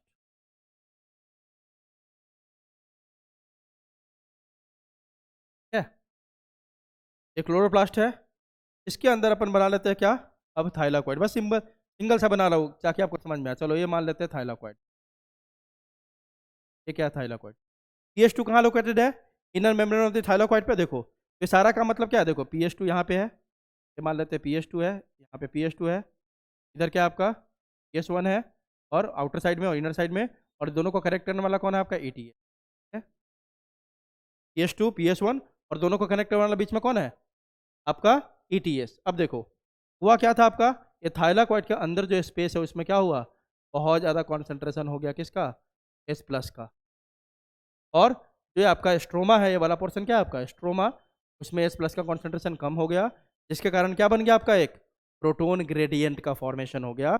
और यह प्रोटोन ग्रेडियंट का फॉर्मेशन क्या करेगा, एक एंजाइम आपके इसी मेम्ब्रेन पे प्रेजेंट होता है, उस एंजाइम का नाम क्या है एटीपी सिंथेटेज, आपको बताया था। जैसे ही आपका प्रोटोन ग्रेडियंट का फॉर्मेशन होता है, एटीपी सिंथेटेज एंजाइम क्या हो गया, एक्टिवेट हो गया। और एक्टिवेट होने के बाद रेस्पिरेशन का अगर देखा होगा ना वीडियो आपने, आपको इजीली आपको समझ में आएगा। जैसे ही एक्टिवेट हुआ, एक्टिवेट कैसे हुआ, because of formation of proton gradient, या फिर से क्या करेगा प्रोटोन ग्रेडियंट को ब्रेक करना शुरू करेगा। ब्रेक करना मतलब जहाँ हाई कॉन्सेंट्रेशन है वहां से उठा उठा के कहाँ भेजना शुरू करेगा, लो कॉन्सेंट्रेशन में। और आपको बताया था एटीपी सिंथेसिस के दो पार्ट होते हैं, एफ नॉट और एफ वन। एफ नॉट क्या करेगा, इस थाइलाकोइड के मेम्ब्रेन में पोर बना देगा, है ना। और एफ वन क्या करेगा, इस स्ट्रोमा से इसको अटैच करेगा, अटैच करके क्या करेगा, यहाँ से एस प्लस को यहाँ भेजना, यहाँ से एस प्लस को यहाँ भेजना शुरू कर देगा। और ऐसा बोला जाता है कि जैसे ही दो एस प्लस इसमें जाएगा, इतना एनर्जी लेके जाएगा, इस स्ट्रोमा में एक एडीपी का क्या कर देगा फॉस्फोराइलेशन, और बन जाएगा। बहुत सिंपल सा है ना। हमने क्या बना लिया एटीपी, कैसे बना, सिंपल सा प्रोसेस था सर, हमें प्रोटोन ग्रेडियंट क्रिएट करना था सर। प्रोटोन ग्रेडियंट कैसे क्रिएट हुआ, ये जो एनर्जी रिलीज हुआ था इसके कारण और वाटर स्प्लिटिंग के कारण प्रोटोन ग्रेडियंट आपका क्या हो गया क्रिएट हुआ। जैसे ही प्रोटोन ग्रेडियंट क्रिएट हुआ, इस जो थाइलाकोइड के मेम्ब्रेन पे आपका कौन सा एंजाइम है एटीपी सिंथेटेज एक्टिवेट हो गया। इसके दो पार्ट है एफ नॉट, एफ नॉट इसमें चैनल बनाया इसके मेम्ब्रेन में, पोर बना दिया, और एफ वन इसको उठा उठा के फिर से थाइलाकोइड ल्यूमन से एस प्लस को कहाँ भेज दिया, कहाँ भेज दिया थाइलाकोइड ल्यूमन से भेज दिया इसको स्ट्रोमा में। और जैसे ही दो एच प्लस आपके स्ट्रोमा में जाता है, इतना एनर्जी मिल जाता है, वहाँ पे फॉस्फोराइलेशन हो जाता है और एटीपी का फॉर्मेशन हो जाता है। तो लाइट रिएक्शन की शुरुआत में क्या बोला था मैंने, हमें एटीपी बनाना है और एनएडीपीएस बनाना है। तो एटीपी तो बना लिया, लेकिन अभी क्या बनाना हमें, एनएडीपीएस बाकी है बनाना, है ना। और इलेक्ट्रॉन एटीएस के इलेक्ट्रॉन कैरियर को आप याद रखोगे, प्राइमरी इलेक्ट्रॉन एक्सेप्टर प्योफाइटिन, वो किसको देता है इलेक्ट्रॉन को, प्लास्टोक्यूनोन को, वहाँ से साइटोक्रोम कॉम्प्लेक्स, और वहाँ से कहाँ जाएगा वो, वहाँ से फाइनली प्लास्टोसाइनिन, प्लास्टोसाइनिन उस इलेक्ट्रॉन को किसको दे दिया था, PS1 को। अब चलो आते हैं इस पे। अब देखो PS1 के ऊपर भी तो लाइट गिर रहा है ना, एटीपी बना लिया हमने, ठीक है। अब आगे के प्रोसेस देख रहे हैं, PS1 के ऊपर भी तो लाइट गिर रहा है ना इस टाइम पे। ये कितना लाइट गिर रहा है इसका, अभी आपने देखा था P700, ठीक है। तो लो एनर्जी इलेक्ट्रॉन था, फिर से लाइट ऑब्जॉर्ब कर रहा है, फिर से क्या हो जाएगा इसका इलेक्ट्रॉन, तो PS1 में ही सेंटर कौन है आपका क्लोरोफिल है, इसका इलेक्ट्रॉन फिर से एक्साइटेड हो जाएगा, फिर से वही कहानी। ये जैसे ही इलेक्ट्रॉन एक्साइटेड हुआ फिर से बाहर निकलेगा, बाहर निकलेगा तो इसको एक्सेप्ट करने वाला कोई तो होगा ना, तो कौन होगा एक्सेप्ट करने वाला इसको, फिर से प्राइमरी इलेक्ट्रॉन एक्सेप्टर होगा। कौन होगा, प्राइमरी इलेक्ट्रॉन एक्सेप्टर। चलो देखते हैं इस प्रोसेस को।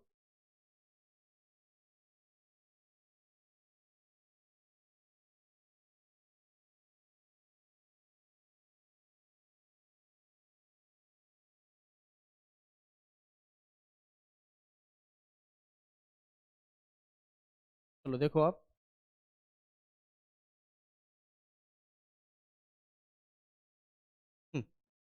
यहाँ से फिर से कौन होगा इसको एक्सेप्ट करने वाला, प्राइमरी इलेक्ट्रॉन एक्सेप्टर। और यहाँ पे कौन होता है आपका प्राइमरी इलेक्ट्रॉन एक्सेप्टर, FRS, है ना। FRS मतलब पैराडॉक्सिन रिड्यूसिंग सब्सटेंसेस, है ना। FRS क्या करेगा, यहाँ से जो इलेक्ट्रॉन निकला, दो इलेक्ट्रॉन, इसको क्या किया एक्सेप्ट किया, फिर से वही कहानी ETS में आएगा। ETS में इसको लेने वाला सबसे पहला कौन होता है, पैराडॉक्सिन। पैराडॉक्सिन किसको पास कर देता है, इसको NADP प्लस को, है ना। क्या पास कर किया जा रहा है, दो इलेक्ट्रॉन NADP प्लस, है ना, इसको दे दिया। जैसे ही दो इलेक्ट्रॉन इसको मिलता है NADP प्लस को, यह NADP प्लस क्या करेगा, ठीक है, इस इलेक्ट्रॉन को लेके कन्वर्ट हो गया किस में, NAP। आई बात समझ। अब इस प्रोसेस को, ये जो रिएक्शन हो रहा है ना आपका, NADP प्लस प्लस 2 हाइड्रोजन इसमें ऐड हुआ और दो इलेक्ट्रॉन फेराडॉक्सिन दे दिया किसको, NADP+ को, यह क्या हो गया आपका, बना लिया NADPH। इस पूरे रिएक्शन को आपको करवाता है एक एंजाइम, एंजाइम का नाम क्या है, NADPH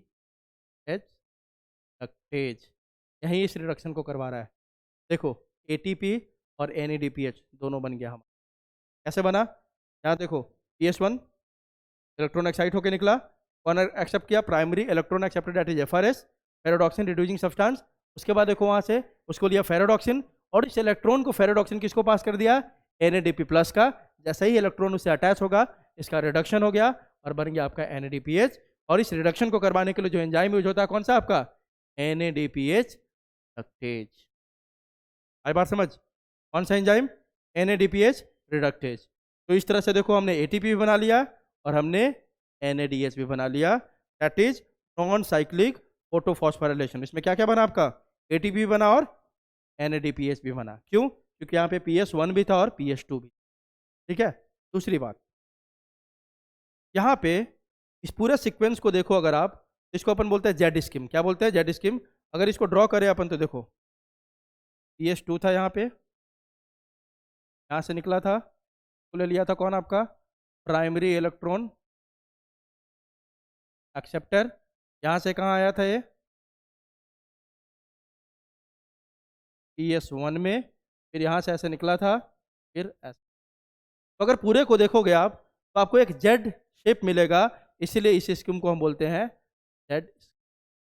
नॉन साइक्लिक फॉस्फोराइलेशन को क्या बोलते हैं अपन, जेड स्कीम। जो ये पूरा इलेक्ट्रॉन ट्रांसपोर्ट का आपका, अगर हम देखें, अगर ड्रॉ करके देखें तो कैसा नजर आ गया, एक Z shape, that's why this whole scheme of electron transport is called Z scheme. ठीक है, क्लियर है। तो हमें रिजल्ट क्या मिला, नॉन साइक्लिक फॉस्फोराइलेशन का, formation of ATP and NADPH। Clear है, ठीक है। समराइज कर ले, समराइज करने में PS2 में लाइट आया, क्लोरोफिले का इलेक्ट्रॉन एक्साइट हुआ, एक्सेप्ट किया प्राइमरी इलेक्ट्रॉन एक्सेप्टर, वो इलेक्ट्रॉन ATS में आया, ATS से कहाँ पहुंचा, PS1 में, फिर PS1 में लाइट एब्जॉर्ब हुआ, फिर से इलेक्ट्रॉन एक्साइट हुआ, कौन सा एक्सेप्ट किया यहाँ पे, प्राइमरी इलेक्ट्रॉन एक्सेप्टर, फिर यहाँ पे पास करके क्या बना, यहाँ पे बना आपका NADPH। यहाँ पे जो सारा प्रोसेस हुआ था PS2 में, उससे बन गया था हमारा। क्लियर है, चलो अब देखते हैं अपन साइक्लिक फॉस्फोराइलेशन। ठीक है, तो इसमें कुछ बेसिक बातें क्या है, देखो आप साइक्लिक में, साइक्लिक फॉस्फोराइलेशन की बात करें अपन, तो वहां पे साइक्लिक फॉस्फोराइलेशन, यहाँ पे ध्यान रखने का, ओनली PS1 इज फंक्शनल। यहाँ पे बस क्या होगा, ओनली PS1 इज फंक्शनल। दूसरी बात, यहाँ पे ये प्रोसेस होता कहाँ पे आपके, स्ट्रोमा लैमिले मेम्ब्रेन। लोकेशन भी चेंज है, ध्यान रखने का। वो कहाँ हो रहा था, थाइलाकोइड के मेम्ब्रेन पे, ये कहाँ हो रहा है, स्ट्रोमा लैमिले मेम्ब्रेन पे, है ना।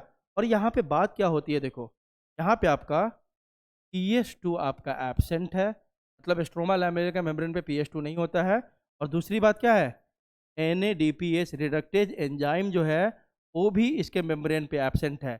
ये बात तो यहीं पे पक्की हो गई, क्योंकि स्ट्रोमा लैमिले के मेम्ब्रेन पे NADPH रिडक्टेज एंजाइम नहीं है, तो इसका मतलब साइक्लिक फॉस्फोराइलेशन में NADPH का फॉर्मेशन का, पहली बात है ना। साइक्लिक में क्या होगा आपका, NADPH का फॉर्मेशन नहीं होगा। क्लियर है, बस किसका फॉर्मेशन होगा, इसका मतलब यहाँ पे only ATP is formed, only ATP is formed. यहाँ पे बस किसका फॉर्मेशन होगा, ATP का। ठीक है, process quite similar to non cyclic, बहुत इजी प्रोसेस है। चलो प्रोसेस को देख लेते हैं अपन, साइक्लिक के प्रोसेस को देखते हैं। साइक्लिक फॉस्फोराइलेशन, यहाँ पे बस कौन है आपका, PS1। सेम कहानी, लाइट आया, है ना, इस फॉर्म में, फोटोन के फॉर्म में, ये सारे पिगमेंट्स लाइट को एब्जॉर्ब करेंगे, किसको देंगे, finally reaction centre, that is chlorophyll A। यहाँ से इलेक्ट्रॉन क्या हो गया आपका, एक्साइट हो गया, इलेक्ट्रॉन का एक्सेप्ट करने वाला कौन होगा, प्राइमरी इलेक्ट्रॉन एक्सेप्टर। तो कौन है यहाँ पे भी, FRS। ये किसको पास किया, फेरेडॉक्सिन को। फेरेडॉक्सिन से कहाँ आ गया ये, ध्यान दो यहाँ पे, फेरेडॉक्सिन, फेरेडॉक्सिन से कहाँ आया ये, एग्जैक्टली सेम अब उसकी तरह है ना। यहाँ पे बस पहला चेंज हो गया। तो वहाँ पे पहला कौन सा था आपका, पहला कौन सा था, पहला था फियोफाइटिन, है ना। और फियोफाइटिन के बाद क्या था आपका, प्लास्टोक्यूनोन। प्लास्टोक्यूनोन के बाद साइटोक्रोम। यहाँ पे क्या आपका एफडी आ गया आपका, है ना। और यहाँ से फिर सेम आपका प्लास्टोक्यूनोन, फिर आपका साइटोक्रोम कॉम्प्लेक्स, साइटोक्रोम कॉम्प्लेक्स के बाद फिर से प्लास्टोसाइनिन, और फाइनली आपका क्या होगा, यहाँ से बैक टू। ठीक है, तो यहाँ पे हमने कहाँ से शुरुआत करा, हमने शुरुआत करा PS1 से। और जो इलेक्ट्रॉन आपका यहाँ से फ्लो हो रहा है, या इलेक्ट्रॉन ट्रांसपोर्ट कहाँ पहुँच जा रहा है, फाइनली PS1 में ही पहुँच जा रहा है। ठीक है, तो फेरोडॉक्सिन, फेरोडॉक्सिन से प्लास्टोक्यूनोन, प्लास्टोक्यूनोन से साइटोक्रोम, फिर PC, प्लास्टोसाइनिन, और फिर back to PS1। That's why this process is called cyclic phosphorylation. क्योंकि जो इलेक्ट्रॉन का ट्रांसपोर्ट हो रहा है PS1 से शुरू होके खत्म कहाँ हो रहा है, PS1 में ही। तो यहाँ पे फोटोलाइसिस की जरूरत है क्या हमें, PS1 का जो इलेक्ट्रॉन बाहर गया था उसको भरने के लिए, नहीं है, क्योंकि वह इलेक्ट्रॉन कहाँ वापस आ जा रहा है आपका, PS1 में ही। अब देखो सेम कहानी, जब इलेक्ट्रॉन का मूवमेंट हो रहा था तो क्या हुआ होगा, फिर से वही बात, एनर्जी रिलीज हुआ। तो एनर्जी रिलीज हुआ एग्जैक्टली से, मान लो ये आपका स्ट्रोमा लैमेले है, क्या है, स्ट्रोमा लैमेले के मेम्ब्रेन है। जो आपका एनर्जी रिलीज हुआ था ना, स्ट्रोमा लैमेले कहाँ है आपका, इसके अंदर ही है, क्लोरोप्लास्ट के अंदर, एग्जैक्टली सेम।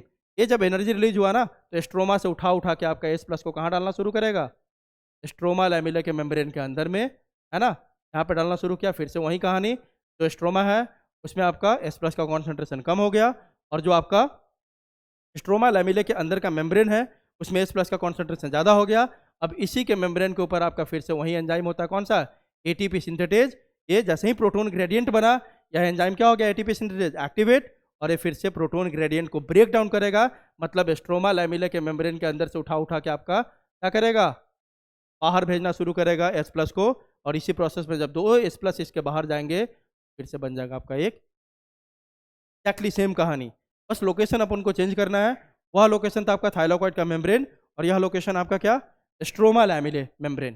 ठीक है, और क्योंकि स्ट्रोमा लैमेले मेम्ब्रेन में PS2 नहीं होता है, NADPH रिडक्टेज नहीं होता है, यहाँ पे NADPH का फॉर्मेशन होगा नहीं। यहाँ पे बस किसका फॉर्मेशन होगा, यहाँ पे बस ATP का फॉर्मेशन होता है। और आपके ATS के इलेक्ट्रॉन कैरियर्स में यहाँ पे चेंजेस है, इसको ध्यान रखोगे। वहाँ पे आपका यहाँ पे FD फेरोडॉक्सिन है, ठीक है, इसको आप याद रखोगे। चलो, this is all about non cyclic and cyclic phosphorylation.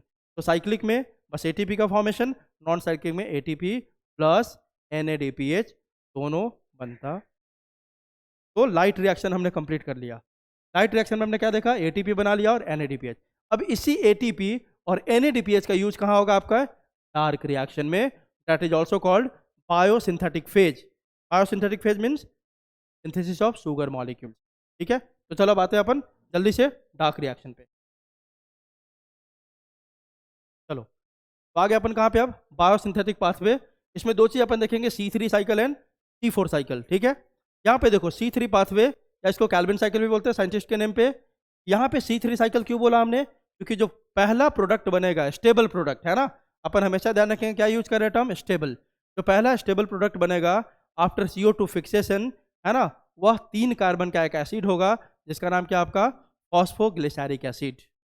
फिर करना क्या हमें, बायोसिंथेटिक फेज मतलब हमें करना क्या है, शुगर का सिंथेसिस करना है। मतलब एटमॉस्फेयर से जो CO2 आ रहा है, इसको हमें फिक्स करना है।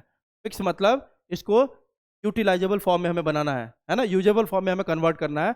इस CO2 को हमें फिक्स करना है, और इसे हमें क्या बनाना है, C6H12O6।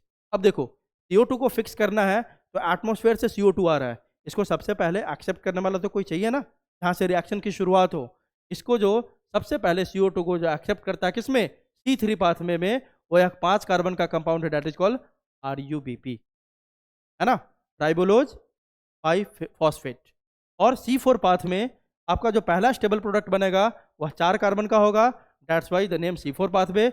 C3 में 3 कार्बन का बनेगा, that's why the name C3 pathway. C3 pathway में कौन है पहला प्रोडक्ट आपका स्टेबल प्रोडक्ट, फॉस्फोग्लिसैरिक एसिड, जो 3 कार्बन का होता है। और C4 में कौन है आपका, OAA, ऑक्जालो एसिटिक एसिड, जो कितने कार्बन का है, 4 कार्बन का है। यहाँ पे C3 पाथवे में प्राइमरी इलेक्ट्रॉन एक्सेप्टर एक 5 कार्बन का मॉलिक्यूल है, दैट इज कॉल्ड RUBP। और C4 पाथवे में वो 3 कार्बन का मॉलिक्यूल होता है, primary acceptor of CO2, that is EP, phosphoenol pyruvate. ठीक है, तो अब जल्दी से देखते हैं क्या होता है C3 साइकिल और क्या होता है C4 साइकिल। चलो, अगर आप C3 साइकिल के स्टेप्स को देखोगे तो पहला स्टेप क्या आपका कार्बोक्सिलेशन, दूसरा आपका है रिडक्शन और तीसरा आपका है रीजनरेशन। तो ये तो बैलेंस शीट है, अपन उससे पहले देख लेते हैं कि होता है तीनों प्रोसेस में क्या है। तो पहले अपन देख रहे हैं कौन सा साइकिल, C3 साइकिल या कैल्विन साइकिल। C3 देखो, इसमें क्या होगा, सबसे पहला स्टेप जो होता है इसका that is carboxylation. Carboxylation means addition of carbon, है ना। तो एटमॉस्फेयर से CO2 आया, इसको एक्सेप्ट करने वाला कोई तो चाहिए ना, तो कौन होता है आपका RUBP। कितने कार्बन का, 5 कार्बन का। यहाँ पे कितने कार्बन दिख रहे हैं आपको, 1 कार्बन। तो प्रोडक्ट कितने कार्बन का बनना चाहिए था, 6 कार्बन का। बनता भी है लेकिन ये कैसा होता है आपका, अनस्टेबल होता है। कैसा प्रोडक्ट है आपका, अनस्टेबल। ये तुरंत ब्रेक करके स्टेबिलिटी लेता है और 2 मॉलिक्यूल्स बना लेता है। कितने कार्बन का, 3 कार्बन का, जो कौन होता है ये। तो हमें क्या मिला कार्बोक्सिलेशन के बाद, रिजल्ट अगर देखें तो क्या मिला हमें, 2 मॉलिक्यूल्स ऑफ PGA। और PGA क्या होता है आपका, 3 कार्बन का मॉलिक्यूल। 2 मॉलिक्यूल हमें मिल गया, किसके बाद, कार्बोक्सिलेशन के बाद। सेकेंड जो प्रोसेस होता है आपका, ठीक है, दैट इज रिडक्शन। रिडक्शन आपके सीरीज ऑफ रिडक्शन होगा, एक बार नहीं होगा, रिडक्शन 2 बार होगा। अब यहाँ पे जो सबसे इंपॉर्टेंट पॉइंट है, ध्यान रखना क्या, हमें एक PGA को रिडक्शन प्रोसेस में, रिडक्शन प्रोसेस की बात कर रहे हैं, 1 PGA molecules require 1 ATP and 1 NADH। 1 NADH, ध्यान रखने का, एक PGA मॉलिक्यूल को एक ATP चाहिए और एक NADH चाहिए, किसके लिए, रिडक्शन के लिए, है ना। मतलब यहाँ पे रिडक्शन अपन कितनी बार करवाएंगे, 2 बार करवाएंगे। एक बार ATP का यूज करेंगे और अगली बार किसका यूज करेंगे अपन, NADH का यूज करेंगे, ठीक है, for the process of reduction. ठीक है, चलो रिडक्शन के स्टेप्स को देखते हैं अपन।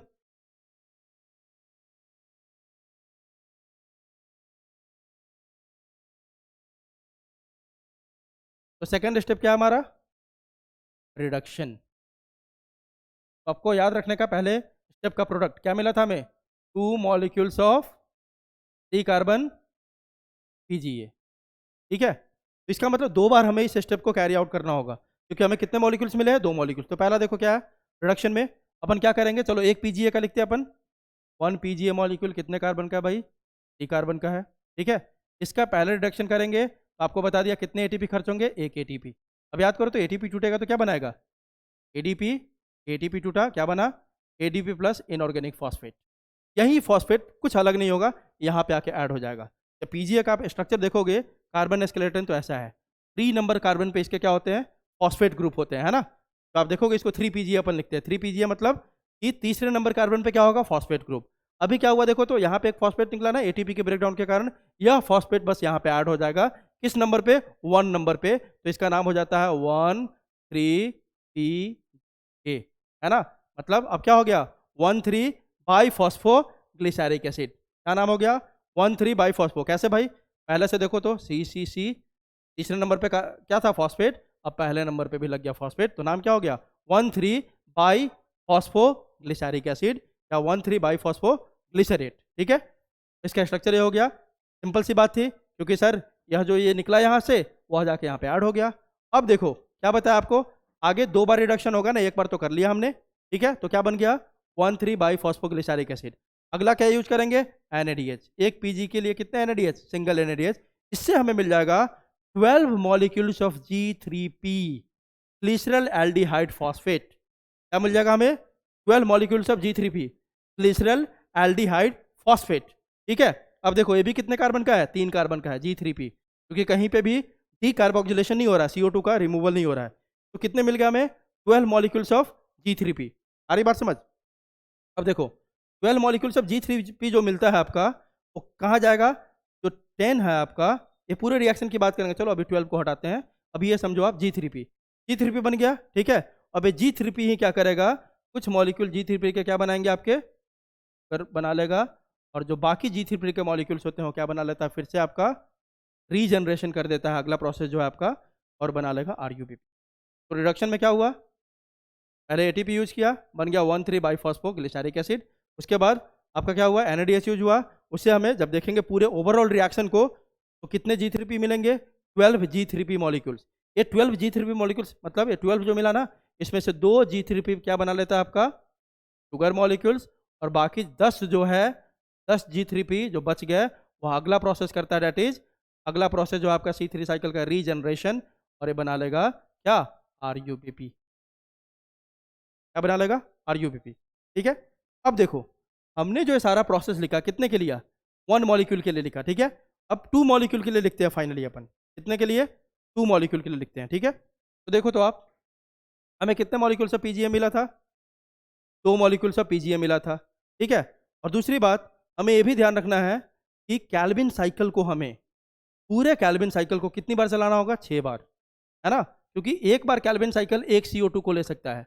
और ग्लूकोज का फॉर्मूला देखो तो आप क्या है, C6H12O6, क्या है ना। ग्लूकोज का फॉर्मूला क्या है, C6H12O6। कितने कार्बन है इसमें, 6 कार्बन। तो we need 6 cycle of Calvin cycle to produce 1 molecule of glucose. कितने चाहिए भाई, 6।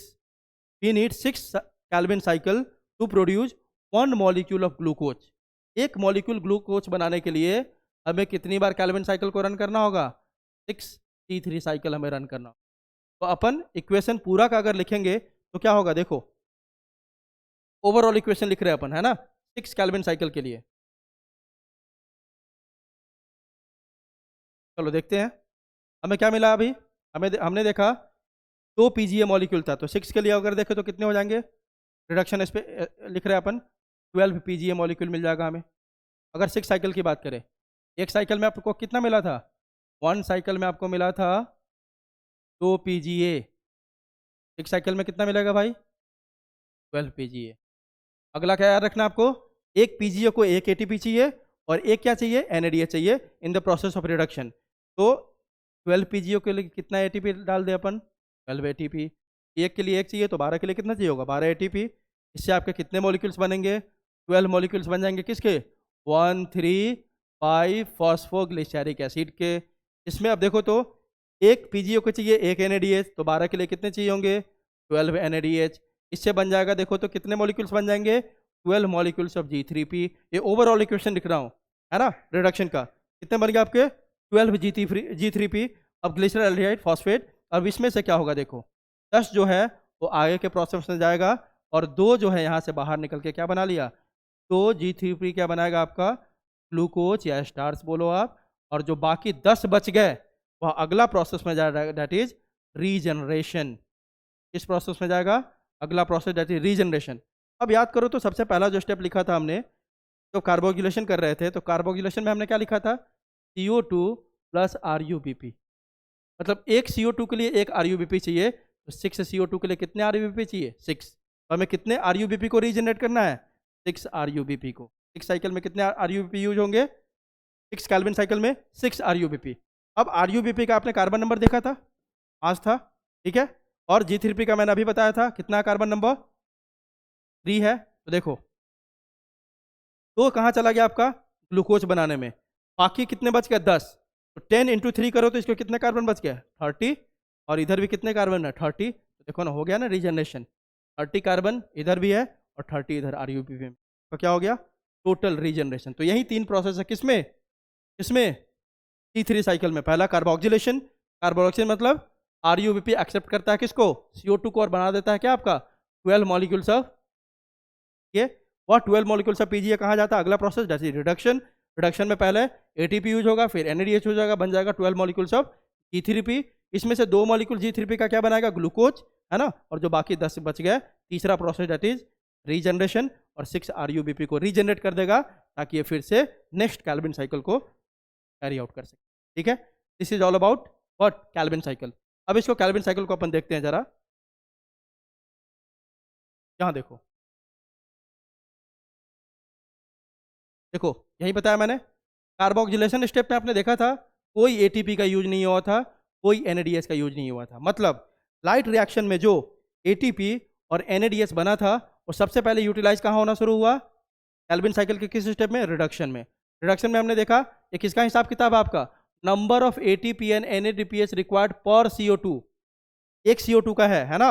और पूरे आपके कैल्विन साइकिल में कितने CO2 यूज होते हैं, 6, है ना। तो एक CO2 का हिसाब किताब है, इंटू 6 करेंगे तो फाइनल हिसाब किताब मिलेगा हमें। ठीक है। तो देखो रिडक्शन में हमें 2 ATP यूटिलाइज हुआ और 2 NADH यूटिलाइज हुआ, क्योंकि 2 मॉलिक्यूल्स मिला था किसके, after carboxylation you got 2 molecules of PGA। तो एक के लिए एक के लिए आपको एक एटीपी, तो दो के लिए कितने एटीपी? दो एटीपी और दो NADH.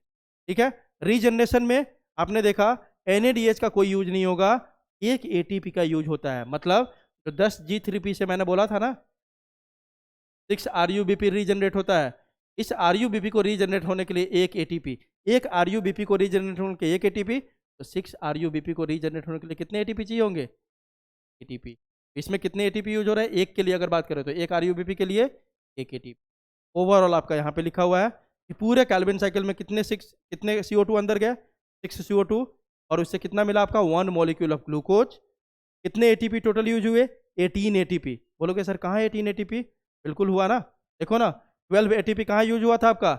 In the process of reduction, और 6 एटीपी कहाँ यूज हुआ? इन द प्रोसेस ऑफ रीजनरेशन। ठीक है, ये एटीपी का हिसाब किताब 12 इधर यूज हुआ और 6 इधर यूज हुआ। कितने हो गए? 12 और 6 18। एनएडीएस बस कहाँ यूज हुआ था? रिडक्शन में। कितने हुआ था? 12, है ना। एक के लिए कितना? 2, तो 6 के लिए कितने? 12। तो यही आपका हिसाब किताब हो गया कि आपका 6 CO2 इनपुट में गया, 18 ATP, 12 NADPH, और after completion of Calvin cycle what we get? 1 molecule of glucose, 18 ADP and 12। ठीक है, ये हो गया आपका किसका? कैल्विन साइकिल का पूरा बैलेंस शीट। चलो अगला एक प्रोसेस है आपका, दैट इज T3 साइकिल का। ये दिया हुआ आपका, देखो यहाँ पे क्या एटमॉस्फेयर से CO2 आया आपका, है ना। पहला स्टेप क्या हो गया? कार्बोक्सिलेशन। क्या बना आपका? 3-फॉस्फोग्लिसरेट, है ना। अब देखो यहीं पे आ गया सीधे, एक सिंपल प्रोसेस यहाँ दे दिया हुआ है, अलग अलग करके नहीं दिखाया आपका। अगला प्रोसेस क्या है? रिडक्शन। रिडक्शन में किसका यूज किया हमने? एटीपी और एनएडीपीएच का। उससे मिल जाता हमें ट्रायोज फॉस्फेट, मतलब G3P, 3 कार्बन का एक कंपाउंड बना। इसमें से क्या हुआ? जो 2 मॉलिक्यूल्स थे शुगर और स्टार्च बना लिया, और जो बाकी के 10 मॉलिक्यूल्स थे G3P के, वो क्या बना लिया? रीजनरेट करके RUBP। और इस रीजनरेशन के लिए भी किसकी जरूरत होती है? एटीपी।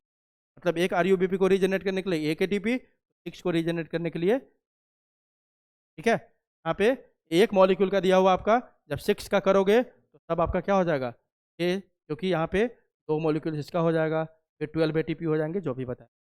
चलो आगे देखते हैं, अगला प्रोसेस है आपका, दैट इज कौन सा साइकिल? T4 cycle. ओके,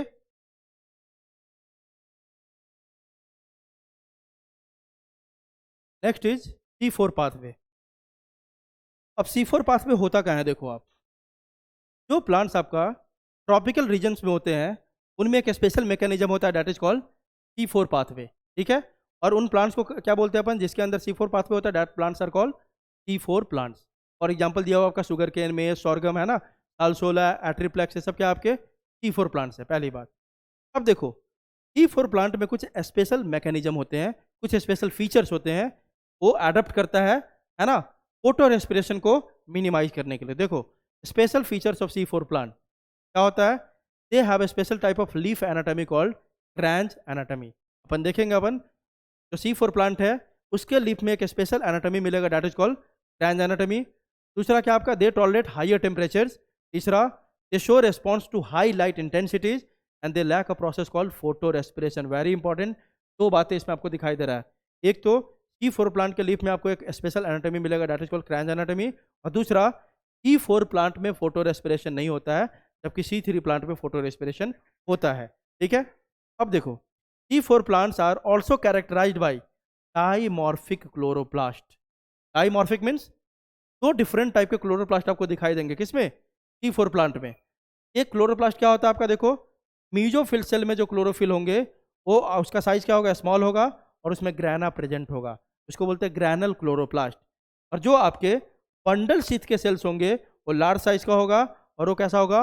और ग्रैनल, विदाउट ग्रैना, है ना। इस बात को थोड़ा ढंग से समझते हैं, डाइमॉर्फिक क्लोरोप्लास्ट होता क्या है। ठीक है, डाइमॉर्फिक क्लोरोप्लास्ट, एक चीज देखो आप, दो टाइप के क्लोरोप्लास्ट, मतलब 2 डिफरेंट टाइप्स ऑफ क्लोरोप्लास्ट। तो अपन देखेंगे C4 पाथवे 2 जगह पे कंप्लीट होता है। एक आपका कहाँ पे होता है? पहला मीजोफिल सेल्स में, और दूसरा आपका bundle sheath cell, bundle sheath. जो मीजोफिल के सेल्स होते हैं ना, उसमें जो क्लोरोप्लास्ट होता है वो साइज कैसा आपका? स्मॉल होता है, प्लस इसमें क्या प्रेजेंट होता है? ग्रैना प्रेजेंट होता है। यहाँ पे जो साइज होगा क्लोरोप्लास्ट का, वो कैसा होगा? लार्ज, बट यहाँ पे ग्रैना क्या होता है, एब्सेंट होता है, ग्रैना एब्सेंट। इसीलिए इसके क्लोरोप्लास्ट को बोलते हैं अपन ऑर्गेनल, और इसके क्लोरोप्लास्ट को अपन बोलते हैं क्या, ग्रैनल। क्या बोलते हैं, ग्रैनल, है ना। अब कॉमन सी बात है, देखो ग्रैनल है मतलब क्या होगा, यहाँ पे अपन बोल सकते हैं लाइट रिएक्शन यहीं पे हो सकता है। क्या हो सकता है, लाइट रिएक्शन। इसको ध्यान से समझो, बहुत इंपॉर्टेंट बात बताने जा रहा हूँ मैं। क्योंकि वहाँ पे ग्रैना है तो लाइट रिएक्शन तो वहीं पे हो सकता है ना, सिंपल सी बात है। यहाँ पे ग्रैना नहीं है तो लाइट रिएक्शन हो नहीं सकता है। तो यहाँ पे कौन सा होगा रिएक्शन आपका, डार्क रिएक्शन। सबसे पहले तो बात ये समझो, क्योंकि यहाँ पे ग्रैना नहीं है तो डार्क रिएक्शन होगा, और यहाँ पे आपका क्या होगा, ग्रैना है तो लाइट रिएक्शन होगा। अब लाइट रिएक्शन होगा, आपने देखा था ना फोटोसिंथेसिस का भी देखा था हमने लाइट रिएक्शन, उसमें क्या निकला था, बाई प्रोडक्ट ऑक्सीजन। मतलब ऑक्सीजन रिलीज यहाँ पे होगा, यहाँ पे म्यूजोफिल सेल्स में। यहाँ पे ऑक्सीजन रिलीज नहीं होगा, क्योंकि यहाँ पे कौन सा रिएक्शन हो रहा है, डार्क रिएक्शन। लाइट रिएक्शन ढंग से समझा होगा तो तुमने देखा तो वहाँ पे वाटर स्प्लिटिंग होता है लाइट रिएक्शन में, वहाँ से ऑक्सीजन रिलीज होता है। यहाँ पे लाइट रिएक्शन होगा कहाँ पे, म्यूजोफिल सेल्स में। और यहाँ पे कैसा रिएक्शन होगा, डार्क रिएक्शन। डार्क रिएक्शन मतलब शुगर सिंथेसिस C4 प्लांट में कहाँ होगा, बंडल शीट सेल में। अपन बोल सकते हैं ना यहाँ पे क्या होगा, शुगर यहाँ पे होगा। ये बेसिक बातें आपको याद रखना है, इसको कोरिलेट करते हैं आगे आके अपन, है ना। अपन इसको कोरिलेट करते हैं आगे आके। देखो लाइट रिएक्शन किधर, बीजोफिल सेल्स में, और डार्क रिएक्शन किधर, किधर, बंडल शीट सेल में। ऐसा हुआ क्यों, ऐसा हुआ क्यों, ये देखो, ये सबसे इंपॉर्टेंट पॉइंट है। ऐसा हुआ क्यों, ये ऐसा इसलिए हुआ। आप देखो अपन क्या कर रहे हैं, जो C4 प्लांट्स है ना, अभी हमने एक टर्म पढ़ा था, उसमें फोटो रेस्पिरेशन नहीं होता है ना। फोटो रेस्पिरेशन क्या होता है अपन बताएंगे, जस्ट फोटोसिंथेसिस का उल्टा क्या होता है, फोटो रेस्पिरेशन, ठीक है। तो देखो हमने पढ़ा C4 प्लांट में फोटो रेस्पिरेशन नहीं होता है, मतलब फोटो रेस्पिरेशन को इसने क्या किया, ऐसा एडेप्टेशन किया अपने अंदर कि ये फोटो रेस्पिरेशन से बच गया, है ना। अब देखो कैसे बचा। फोटो रेस्पिरेशन, आपने एक एंजाइम का नाम पढ़ा होगा अभी, रूबिस्को। कौन सा एंजाइम, रूबिस्को।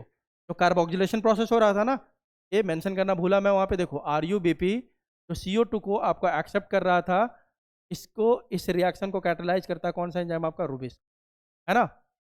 ठीक है, जो आपने C3 साइकिल अभी देखा था, उसमें जो आप कौन सा साइकिल देख रहे थे, पहला स्टेप जो देख रहे थे अपन कार्बोक्सिलेशन, उसमें इस पूरे प्रोसेस को कैटेलाइज करता है रूबिस्को एंजाइम। रूबिस्को के लास्ट में देखो दो टर्म है, C और O। C का मतलब यहाँ होता है कार्बोक्सिलेज, और O का मतलब होता है यहाँ पे ऑक्सीजनेज। ध्यान दो, C का मतलब क्या है, कार्बोक्सिलेज, और O का मतलब क्या है, ऑक्सीजनेज। ठीक है, मतलब रूबिस्को जो है आपका एक बाई फंक्शनल एंजाइम है। कैसा एंजाइम है, बाई फंक्शनल एंजाइम, मतलब ये दो काम कर सकता है depending on the conditions. Depending on the conditions it can perform two different functions. मतलब अगर एक सेल के अंदर में CO2 का कॉन्सेंट्रेशन ज़्यादा है और टेम्परेचर कैसा है, लो टेम्परेचर है, ध्यान दो, अगर एक सेल में CO2 का कॉन्सेंट्रेशन ज़्यादा है और टेम्परेचर क्या है, कम है, तो यह एक्ट करता है एज अ कार्बोक्सिलेज। अगर एक सेल में O2 का कॉन्सेंट्रेशन ज़्यादा है, पक्की बात है अगर CO2 O2 ज़्यादा है तो CO2 कम होगा। O2 का कॉन्सेंट्रेशन ज़्यादा है या क्या है आपका, हाई टेम्परेचर है, ध्यान रखो, तब यह काम करता है as an oxygenase. Very important point, ध्यान दो इसको। कार्बोक्सिलेज की तरह कैसे काम करेगा, जब एक सेल के अंदर CO2 का कॉन्सेंट्रेशन ज़्यादा हो या टेम्परेचर कम हो, तो ये काम करता है एज अ कार्बोक्सिलेज। कौन, रूबिस्को। और अगर एक सेल के अंदर O2 का कॉन्सेंट्रेशन ज़्यादा हो और आपका हाई टेम्परेचर हो, तो काम करता है एज एन ऑक्सीजनेज। अब इसका मतलब क्या है सर, ऑक्सीजनेज आप बोल रहे हो और कार्बोक्सिलेज, मतलब अभी आपने ऊपर एक प्रोसेस देखा था C3 साइकिल में, बात समझो यहीं पे। RuBP इसको ऐड कर रहा था भाई, CO2 को, इस एंजाइम के प्रेजेंस में, रूबिस्को के प्रेजेंट में, है ना। तो आप देखो तो, मतलब जब रूबिस्को RuBP के साथ CO2 का एडिशन करवाएगा, इसका CO2 का, है ना, तो उसको बोल देंगे अपन कार्बोक्सिलेज, एडिशन ऑफ CO2। जब रूबिस्को RuBP के साथ CO2 का एडिशन करवाए, तब वो कैसे एक्ट कर रहा है, एज ए कार्बोक्सिलेज। और जब रूबिस्को RuBP के साथ किसको ऐड करवाए, O2 को ऐड करवाए, किसको ऐड कर रहा है? ऑक्सीजन को। तब इसको हम बोलते हैं ये कैसे एक्ट कर रहा है? As oxygenase. मतलब ये किसको ऐड करवा रहा है? ऑक्सीजन को। और यह कंडीशन कब होगा? जब एक सेल के अंदर O2 का कॉन्सेंट्रेशन ज्यादा हो या हाई टेम्परेचर हो। आ रही बात समझ? और यह कंडीशन कब होगा? जब सेल के अंदर CO2 का कॉन्सेंट्रेशन ज्यादा हो और लो टेम्परेचर हो। तो रूबिश को दो काम कर सकता है, या तो RUP के साथ ऑक्सीजन को ऐड करवाएगा, यही प्रोसेस आपका फोटो रेस्पिरेशन। और यह प्रोसेस क्या था आपका? T3 साइकिल, है ना? देखो, जब O2 को ऐड करवाएगा तब ये काम करता है as an oxygenase, addition of oxygen. और जब CO2 को ऐड करवाता है RUBP से, तब ये काम करता है एज अ कार्बोक्सिलेज। अब देखो, फोटो रेस्पिरेशन को समझो। ये कौन सा प्रोसेस है? Photo respiration. मतलब जो C4 प्लांट है इस प्रोसेस को नहीं करता है। किस प्रोसेस को? फोटो रेस्पिरेशन को। इसका मतलब उसको करना क्या होगा? कुछ ऐसा कंडीशन जनरेट करना होगा अपने सेल के अंदर कि उसके अंदर CO2 का कॉन्सेंट्रेशन ज्यादा हो और टेम्परेचर कैसा हो? लो टेम्परेचर हो। यही बात है ना? मैंने बोला कि C4 प्लांट क्या आपका फोटो रेस्पिरेशन नहीं करता है। मतलब क्या है इसका मतलब सर वो कुछ ना कुछ ऐसा एडेप्टेशन करा होगा कि उसके सेल के अंदर CO2 का कॉन्सेंट्रेशन ज़्यादा होगा और लो टेम्परेचर होगा। यही बात है ना? यही बात मैं आपको समझा रहा था कि लाइट रिएक्शन कहाँ होगा? उसके मीजोफिल के सेल्स में। और डार्क रिएक्शन कहाँ होगा? बंडल स्थित के सेल में। यह एडेप्टेशन है इस कंडीशन को जनरेट करने के लिए। कौन सा कंडीशन? CO2 को कॉन्सेंट्रेशन को बढ़ाना है और टेम्परेचर को घटाना है। कैसे? देखो आप बात को आप समझो।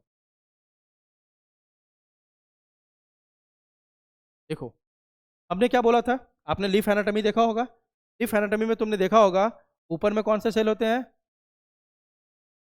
आप जानते हो, एपिडर्मिस है ना? Upper epidermis, lower epidermis. और बीच के जो सेल्स होते हैं कौन से होते हैं? Mesophyll cells. कौन सा सेल है मान लो? Mesophyll cell. और बीच में मान लेते हैं आपका वैस्कुलर बंडल है। और इसी बंडल के ऊपर जो सेल होते हैं उसको क्या बोलते हैं अपन?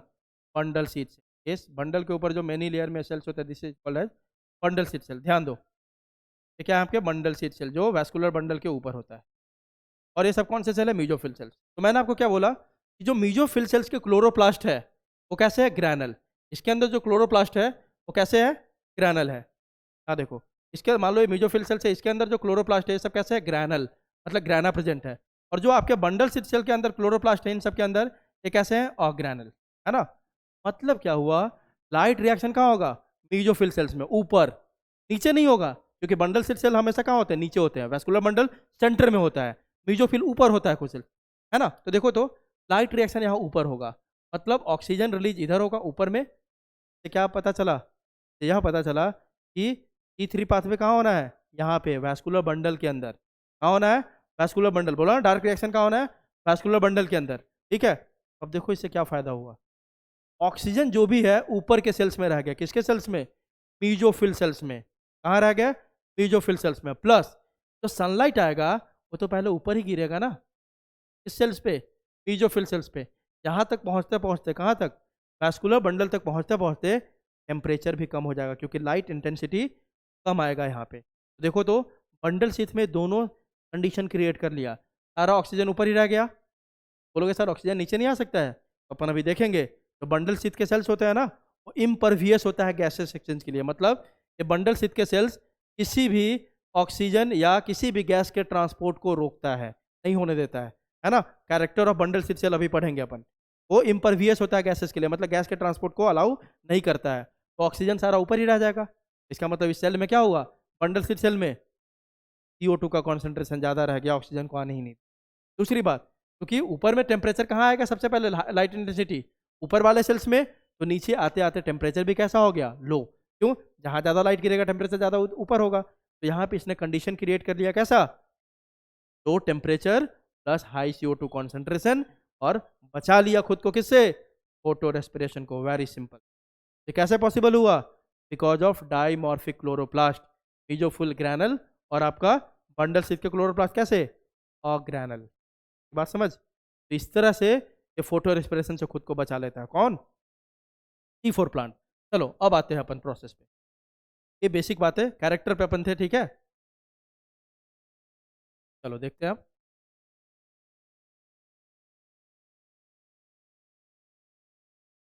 तो देखो आप, ये तो फीचर आपने देख लिया। एला का प्रोसेस कॉल फोटो रेस्पिरेशन बता दिया। ये भी बता दिया आपको इसमें डाइमॉर्फिक क्या होते हैं? क्लोरोप्लास्ट होते हैं। अगला देखो, फीचर्स ऑफ क्रैंज एनाटॉमी। हमने एक टर्म यूज किया था C4 प्लांट्स में C4 प्लांट के लीफ में एक स्पेशल एनाटॉमी होता है, डेट इज कॉल्ड क्रेंज एनाटॉमी। वो क्या होता है देखो, क्या क्या क्रेंज एनाटॉमी के अंदर, mesophyll is not differentiated into palisade and spongy tissue. आपने लीफ का स्ट्रक्चर पढ़ा होगा C4 प्लांट में, तो क्या होता है, तो एपिडर्मिस है, अपर एपिडर्मिस, लोअर एपिडर्मिस, इसमें जो मीजोफिल होते हैं, ऊपर वाला मीजोफिल को क्या बोलते हैं, पैलिसेड पैरेन्काइमा, और नीचे वाला को क्या बोलते हैं, स्पॉन्जी। याद है, यहाँ पे जो मीजोफिल होगा ना, वह डिफरेंशिएटेड नहीं होता है, किसमें, पैलिसेड एंड स्पॉन्जी टिश्यू में। दूसरी बात, cells of bundle sits arranged in concentric rings around the vascular bundle, wreath manner circular arrangement, यही इसका फीचर है। देखो ये जो है ना vascular bundle, xylem and phloem, इसके अराउंड ये सारे सेल्स ऐसे ऐसे करके मेनी लेयर्स में अरेंज होते हैं, किसके अराउंड, वैस्कुलर बंडल के अराउंड। किसमें, C4 प्लांट में। ये कौन से सेल है, सारे बंडल स्थित के सेल्स है, जो वैस्कुलर बंडल को चारों तरफ से सराउंड करके रखता है। ठीक है, तो इसी को बोलते हैं अपन मेनली, यही है क्रेंज anatomy. The vascular bundles are surrounded by many layers of bundle sheath cells. C3 में भी होता है बंडल शीथ सेल्स, लेकिन वो एक लेयर होगा या फ्यू लेयर होगा, जबकि यहाँ पे बंडल शीथ बहुत सारे लेयर होते हैं, सराउंड किया हुआ किसको, वैस्कुलर बंडल को। आगे देखो, बंडल शीथ सेल्स में form several layers around the vascular bundle. These cells are characterised by, इसके अभी बता दिया, वैस्कुलर बंडल है आपका, वैस्कुलर बंडल के अराउंड क्या होते हैं, बहुत सारे बंडल शीथ के सेल्स होते हैं, कॉन्सेंट्रिक रिंग के फॉर्म में, जिसको रीथ मैनर बोलते हैं अपन। उसके बाद ये जो बंडल शीथ के सेल्स है सारे, बंडल शीथ लेयर मतलब क्या, इसके सेल्स होंगे बंडल शीथ के। ये बंडल शीथ के सेल्स है, उनके कुछ कैरेक्टर होते हैं। पहला, having a large number of chloroplast, इसमें बहुत सारा क्लोरोप्लास्ट होता है, लेकिन कैसा, अग्रैनल क्लोरोप्लास्ट। दूसरा, thick walls impervious to gases exchange, ये लाइन मैंने आपको बताया कि जो ऑक्सीजन ऊपर आपका मीजोफिल सेल्स में जनरेट हो रहा था लाइट रिएक्शन के कारण, वह इसके अंदर नहीं घुस सकता, क्योंकि ये बंडल शीथ के सेल्स है ना, ये इसमें थिक वॉल होता है, जो पूरी तरह से इम्परवियस होता है, किसके लिए, गैसेस एक्सचेंज, मतलब एक गैस के ट्रांसपोर्ट को नहीं होने देगा। तीसरा, नो इंटरसेलुलर स्पेसेस, ये बंडल शीथ के सेल्स में क्या होगा, कॉम्पैक्टली अरेंज होता है, कोई इंटरसेलुलर स्पेसेस नहीं होते हैं। These are features of Kranz anatomy. Bundle sheath cells क्या होंगे, जो वैस्कुलर बंडल है उसके अराउंड कॉन्सेंट्रिक रिंग में अरेंज होगा, और प्लस ये बंडल शीथ के जो सेल्स होते हैं उसमें बहुत ज़्यादा क्लोरोप्लास्ट होता है, और उनके सेल्स होते हैं इम्परवियस टू गैसेस, है ना, plus there are no intercellular. तो अब अपन मैकेनिज्म को देखेंगे, C4 प्लांट्स के मैकेनिज्म। ठीक है, ये देखो आप मैकेनिज्म को देखोगे, C4 प्लांट में क्या हो रहा है, ये दो सेल में पहले बता दिया कंप्लीट होगा, कहाँ पे, मीजोफिल, और दूसरा प्रोसेस कहाँ होगा, यहाँ पे बंडल शीथ सेल में। इसका कारण क्या है, इसका कारण ये होता है कि जो C4 प्लांट्स होते हैं ना, उसके मीजोफिल में एक एंजाइम होता है प्रेजेंट, उसको बोलते हैं अपन पेप्केज। क्या बोलते हैं, पेप्केज, है ना। और बंडल शीथ सेल्स में प्रेजेंट होता है कौन, इसको ध्यान रखो। आप बोल सकते हो ना कि सर इसके मीजोफिल सेल्स में जो C3 प्लांट है ना, उसमें आप देखोगे सारा प्रोसेस जो हो रहा है आपका, है ना, C3 प्लांट में कहाँ हो रहा था, मीजोफिल में, लेकिन C4 प्लांट में दो दो सेल इन्वॉल्व है इस पूरे प्रोसेस को कैरी आउट करने के लिए, एक मीजोफिल, दूसरा आपका बंडल शीथ। ऐसा क्यों हुआ, क्योंकि C4 प्लांट के मीजोफिल सेल्स में कौन एब्सेंट है आपका, रूबिस्को एब्सेंट होता है, इसीलिए वहाँ पे क्या नहीं हो सकता है, C3 पाथवे नहीं हो सकता है। C3 पाथवे, बिल्कुल सही बात है। C3 पाथवे का पहला फेज कौन सा था, कार्बोक्सिलेशन, और कार्बोक्सिलेशन का पहला ही स्टेप क्या था आपका, RuBP प्लस CO2, और इसको कौन करवा रहा था, रूबिस्को। तो जब इसके मीजोफिल सेल्स में रूबिस्को ही नहीं है, तो C3 पाथवे इसके मीजोफिल सेल्स में हो ही नहीं सकता है, सबसे पहली बात, है ना। रूबिस्को कहाँ प्रेजेंट है, बंडल शीथ सेल में प्रेजेंट है, इसलिए यहाँ पे C3 पाथवे कहाँ होगा, बंडल शीथ सेल में होगा।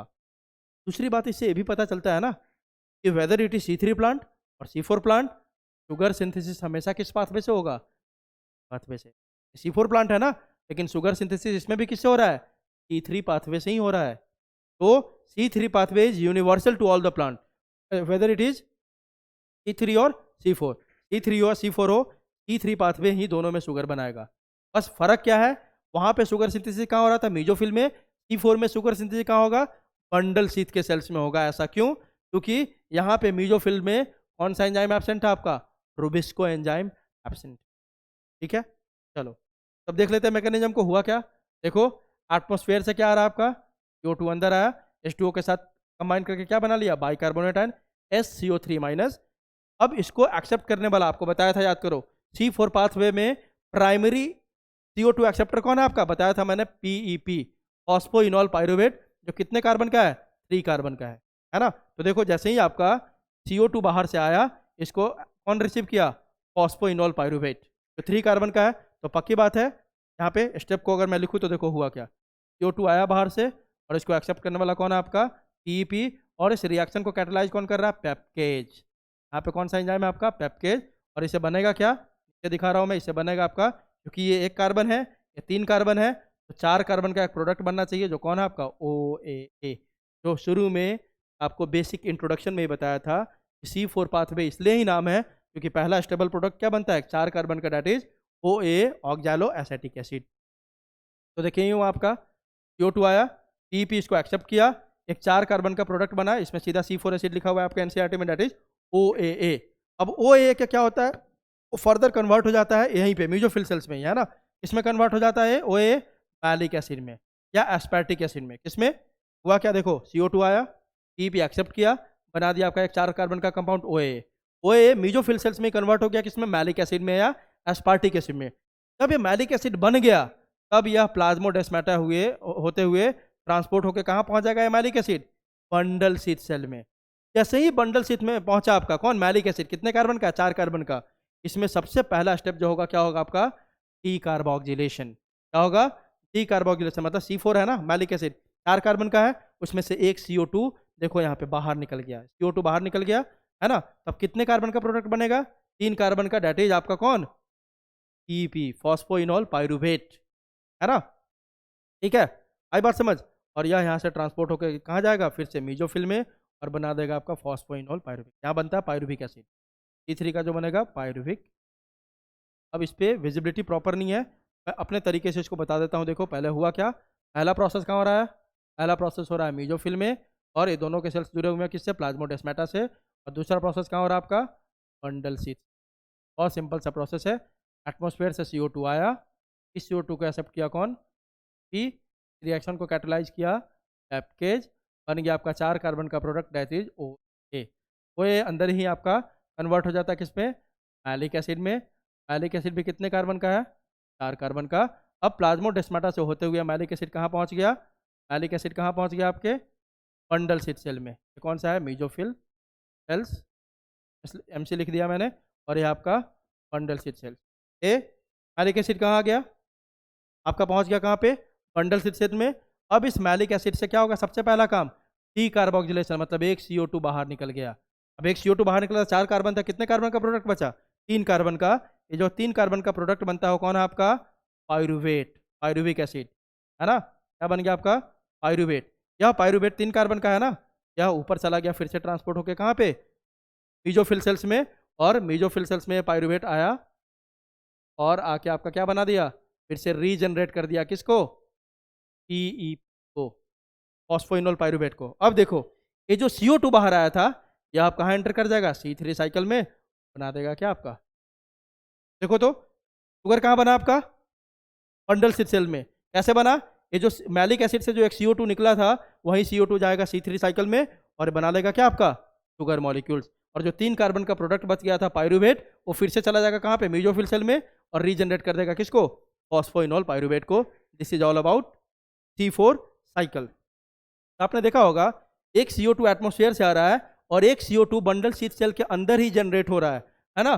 दैट्स वाई आप देखोगे इस स्लाइड में लिखा होगा एक बात, ये देखो क्या लिखा हुआ है, CO2 is not a limiting factor for C4 plant. क्यों, क्योंकि वहाँ पे CO2 को बहुत एफिशिएंटली यूटिलाइज कर रहा है कौन, C4 प्लांट। इसीलिए अपन बोलते हैं very important line, CO2 is not a limiting factor for C4 plant. दूसरी बात देखो, C4 plants are twice as efficient as C3 plants in terms of fixing carbon।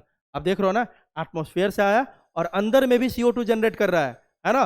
That's why we से जो CU4 plant है ना, C3 plant के comparison में 2 गुना ज़्यादा एफिशिएंट है किसके, कार्बन के फिक्सेशन में, मतलब शुगर बनाने में। दूसरी बात, C4 plant loses only half as much water as a C3 plant for the same amount of CO2 fixation. मतलब मान लो कि 2 CO2 को फिक्स करने के लिए C3 प्लांट 4 वाटर मॉलिक्यूल्स का यूज करता है, समझाने के लिए। तो C3 प्लांट है, 2 CO2 को फिक्स करने के लिए मान लेते हैं 4 वाटर मॉलिक्यूल्स का यूज करता है।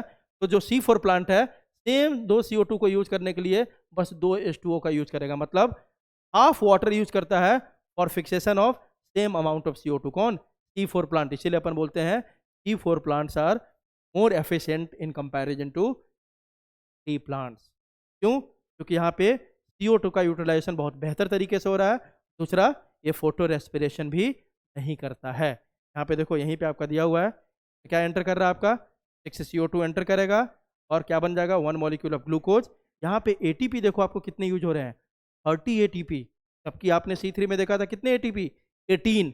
बोलोगे सर 30 ATP कहाँ से आ गया, क्यों इसमें ATP ज़्यादा क्यों लग रहा है? क्योंकि यहाँ पे CO2 को हम 2 बार फिक्स कर रहे हैं, एक तो ऊपर से आया फिर अंदर में फिक्स हो रहा है, इसलिए यहाँ पे ज़्यादा एनर्जी चाहिए। तो ओवरऑल ATP कितना यूज कर रहा है, 30 ATP, लेकिन NADH आपके C3 में और यहाँ पे भी सेम है। याद रखने का, ATP यूटिलाइजेशन C3 में कम होता है और यहाँ पे क्या होता है, ज़्यादा होता है। कितने, 30 ATP।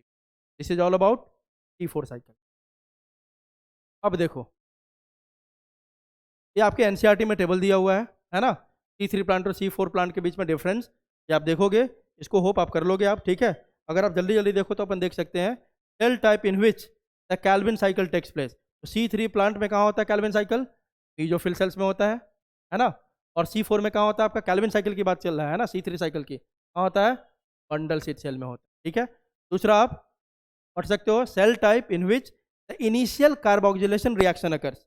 तो इनिशियल कार्बोक्सिलेशन रिएक्शन कहाँ हो रहा है, दोनों में, इसमें भी मीजोफिल में हो रहा है, इसमें भी, शुरुआत दोनों में क्या, इसमें तो पूरा प्रोसेस ही, C3 में तो पूरा प्रोसेस ही मीजोफिल में होता है, इसमें शुरुआत मीजोफिल में हो रहा है और बाद में कहाँ हो रहा है रिएक्शन आपका C4 में, बंडल शीथ में।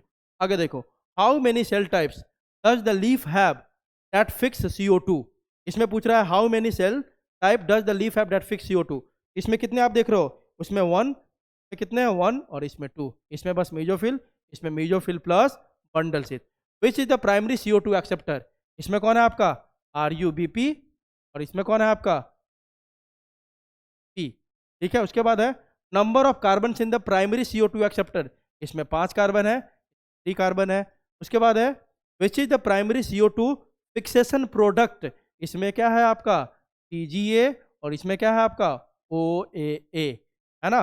अगला पूछ रहा है number of carbon in the primary CO2 fixation product, इसमें है 3 और इसमें है 4, है ना, क्योंकि यहाँ पे बना था PGA, वहाँ पे बना था आपका OAA। अगला है does the plant of have Rubisco, बिल्कुल C3 में भी और C4 में भी, दोनों के मीजोफिल सेल्स में प्रेजेंट होते हैं, सॉरी इसके आपके बंडल सीट्स में होगा C4 के और इसके मीजोफिल सेल्स में प्रेजेंट होगा कौन, रुबिस्को। डज द प्लांट है पेप्केज, दोनों के मीजोफिल सेल्स में कौन प्रेजेंट होते हैं, यहाँ पे पेप्केज दोनों में होगा, ठीक है। उसके बाद देखो अगला क्या आ रहा है question, which cell in the plant have rubisco, है ना, इसमें मीजोफिल में रुबिस्को है और इसमें कहाँ है, बंडल शीथ में रुबिस्को है। अगला क्वेश्चन है CO2 fixation rate under high light condition, है ना। तो अंडर हाई लाइट कंडीशन अगर देखें अपन, तो इसमें क्या होगा आपका, एक में मीडियम और एक में हाई, इसमें क्या होगा मीडियम और इसमें हाई, ठीक है। एक में आपका मीडियम होगा, एक में क्या होगा, हाई होगा, पक्की बात है। चलो अगला क्वेश्चन देखते हैं, whether photorespiration is present at low light intensities. अब एक चीज बताओ, लो लाइट इंटेंसिटीज पे फोटो रेस्पिरेशन होगा क्या, अभी बताया था मैंने, नेग्लिजिबल, है ना। Photorespiration at low light intensity क्या होगा, नेग्लिजिबल, इसमें भी क्या होगा, नेग्लिजिबल। दूसरी बात है whether photorespiration is present at high light intensities, high light intensities पे क्या होगा, इसमें हाई होगा, किसमें, C3 में तो बहुत ज़्यादा होगा और इसमें क्या होगा, नेग्लिजिबल। अभी बताया था C4 प्लांट में क्या आपका फोटो रेस्पिरेशन नहीं होता है। अगला क्वेश्चन क्या है, whether photorespiration would be present at low CO2 concentration, low CO2 concentration पे क्या होगा, इसमें हाई होगा और इसमें नेग्लिजिबल। लो CO2 मतलब हाई O2 हो गया, है ना। तो अभी तो बताया दो ही कंडीशन चाहिए फोटो रेस्पिरेशन के लिए, पहला क्या, हाई O2 कॉन्सेंट्रेशन और दूसरा हाई टेम्परेचर, ठीक है। अब तीसरा क्या, अगला क्वेश्चन क्या आपका, whether photorespiration would present at high CO2 concentration, तो दोनों में क्या होगा, नेग्लिजिबल। जब CO2 होगा तो रुबिस्को कैसे काम करेगा, एज कार्बोक्सिलेज, है ना, तब वहाँ पे क्या होगा आपका, फोटो रेस्पिरेशन नहीं हो सकता है। अगला क्या, टेम्परेचर ऑप्टिमम, ये कहाँ काम करता है आपका, 20 से 25 डिग्री सेल्सियस, इसमें क्या होगा 20 to 25, इसमें 30 से 40, क्योंकि ट्रॉपिकल रीजन में होता है। एग्जाम्पल आपको पता है, उसमें होगा व्हीट राइस, है ना, इसमें क्या हो जाएगा व्हीट राइस, और आपको बता ही दिया था C4 प्लांट के एग्जाम्पल कौन कौन से हैं, ठीक है। ऑर्गम में जो सब किसके एग्जाम्पल होंगे, C4 प्लांट के। चलो ये टेबल भी देख लिया, आपके एनसीईआरटी में दिया हुआ है। चलो अगला क्या है आपका, फोटो रेस्पिरेशन या C2 पाथवे या ग्लाइकोकोलेट मेटाबॉलिज्म बोलते हैं। अभी आपको बता दिया था कि फोटो रेस्पिरेशन क्या है आपका, जस्ट अपोजिट ऑफ फोटोसिंथेसिस। इसमें क्या होता है, RUBP कैसे एक्ट करता है, एज ऑक्सीजनेज। ऑक्सीजनेज मतलब, या RUBP इसका ऐड करवाता है, ऑक्सीजन का ऐड करवाता है, ठीक है। इसके साथ RUBP के साथ रुबिस्को एंजाइम कौन सा है, रुबिस्को जब RUBP के साथ O2 का एडिशन करवाए तब उसको बोलते हैं rubisco is acting as an oxygenase, ठीक है। और देखो वहां पे आपने क्या पढ़ा था, RUBP प्लस CO2, एंजाइम कौन सा था, रुबिस्को, और क्या बन रहा था आपका, 2 मॉलिक्यूल्स ऑफ PGA। याद होगा C3 साइकिल के जब हम पहला स्टेप पढ़ रहे थे कार्बोक्सिलेशन में, है ना। यहाँ पे देखो क्या हो रहा है, सेम रिएक्शन है, RUBP, लेकिन CO2 की जगह पे क्या है, यहाँ पे O2 है, और यहाँ पे क्या बन रहा है प्रोडक्ट, केवल एक मॉलिक्यूल बन रहा है PGA का, और दूसरा जो मॉलिक्यूल बन रहा है क्या बन रहा है, फॉस्फोग्लाइकोलेट, जो कितने कार्बन का है, 2 कार्बन का है, ठीक है। क्योंकि वहाँ पे 6 क्यों बना था, 2 मॉलिक्यूल 3 कार्बन का क्यों बना था, क्योंकि RUBP 5 कार्बन था और एक कौन था, CO2। क्योंकि यहाँ पे O2 है तो एक CO2 कम है ना, इसलिए पहला प्रोडक्ट क्या बना, PGA, और दूसरा इसमें बन रहा है फॉस्फोग्लाइकोलेट जो 2 कार्बन का होगा, क्योंकि RUBP में टोटल कितने कार्बन है, 5, 3 + 2 5 कार्बन, इसीलिए इसको अपन हम C2 पाथवे बोलते हैं, क्योंकि इसका प्रोडक्ट क्या बन रहा है, 2 कार्बन का, या इसको ग्लाइकोकोलेट मेटाबॉलिज्म भी बोलते हैं, ठीक है। तो ये कब होगा आपको फोटो रेस्पिरेशन, कंडीशन बता दिया आपको। कंडीशन क्या है, एक सेल के अंदर हाई ऑक्सीजन कॉन्सेंट्रेशन, और दूसरा क्या होना चाहिए, टेम्परेचर आपका ज़्यादा होना चाहिए, है ना। दोनों में से कोई कंडीशन होगा, या तो टेम्परेचर ज़्यादा है ना, या ऑक्सीजन कॉन्सेंट्रेशन सेल के अंदर है ज़्यादा, तो कौन सा रिएक्शन होगा उसमें, फोटो रेस्पिरेशन, मतलब rubisco acts as an oxygenase.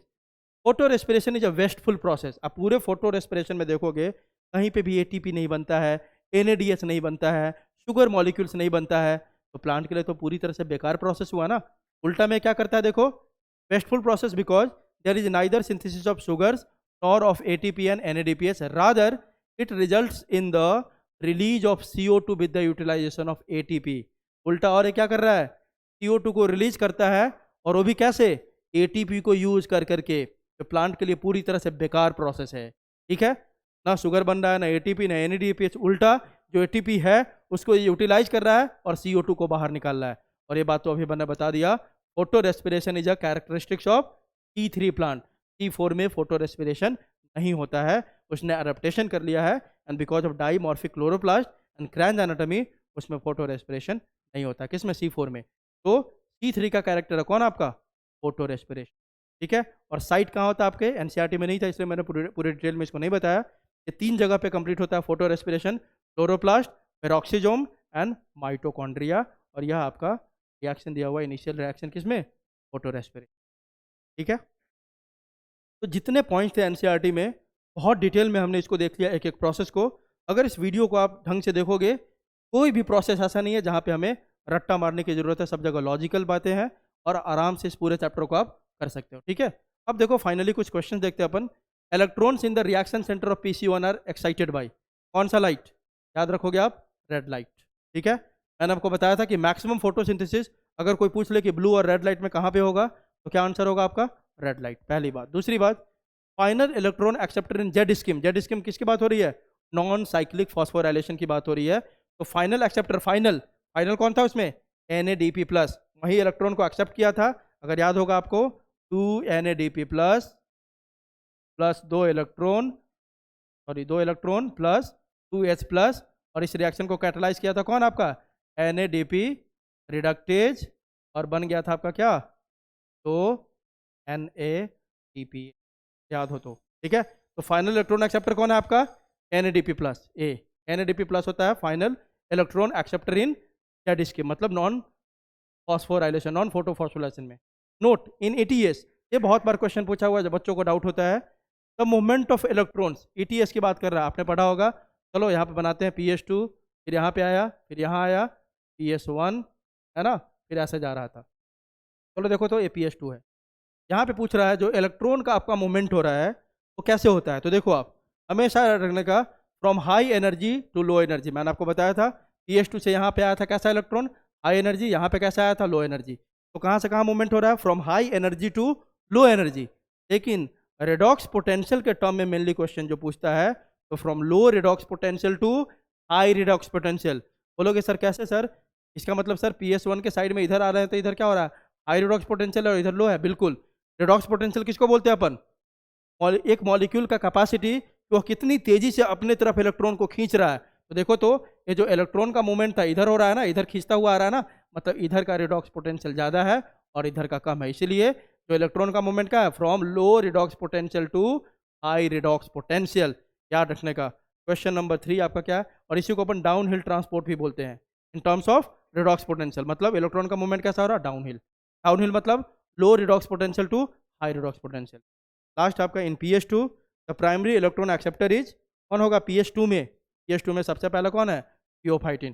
देखो ये सीक्वेंस ही ऐसे दिया ताकि आपको याद हो जाए। थियोफाइटिन पहला है, फिर प्लास्टोक्यूनोन, फिर आपका साइटोक्रोम कॉम्प्लेक्स, फिर प्लास्टोसाइनिन, और प्लास्टोसाइनिन से लास्ट में कहाँ जाएगा? PS1 में। ठीक है, तो हमने अर्ली एक्सपेरिमेंट को स्किप करा, बाकी जितने भी टॉपिक्स है इस चैप्टर में बहुत अच्छे से देख लिया। एक और टॉपिक आपका फैक्टर्स अफेक्टिंग फोटोसिंथेसिस, जो आप NCERT से देखोगे। ठीक है, तो आज का लेक्चर यहीं पे एंड करते हैं। अगला चैप्टर अपन प्लांट फिजियोलॉजी का कल शुरू करेंगे। चलो, थैंक यू।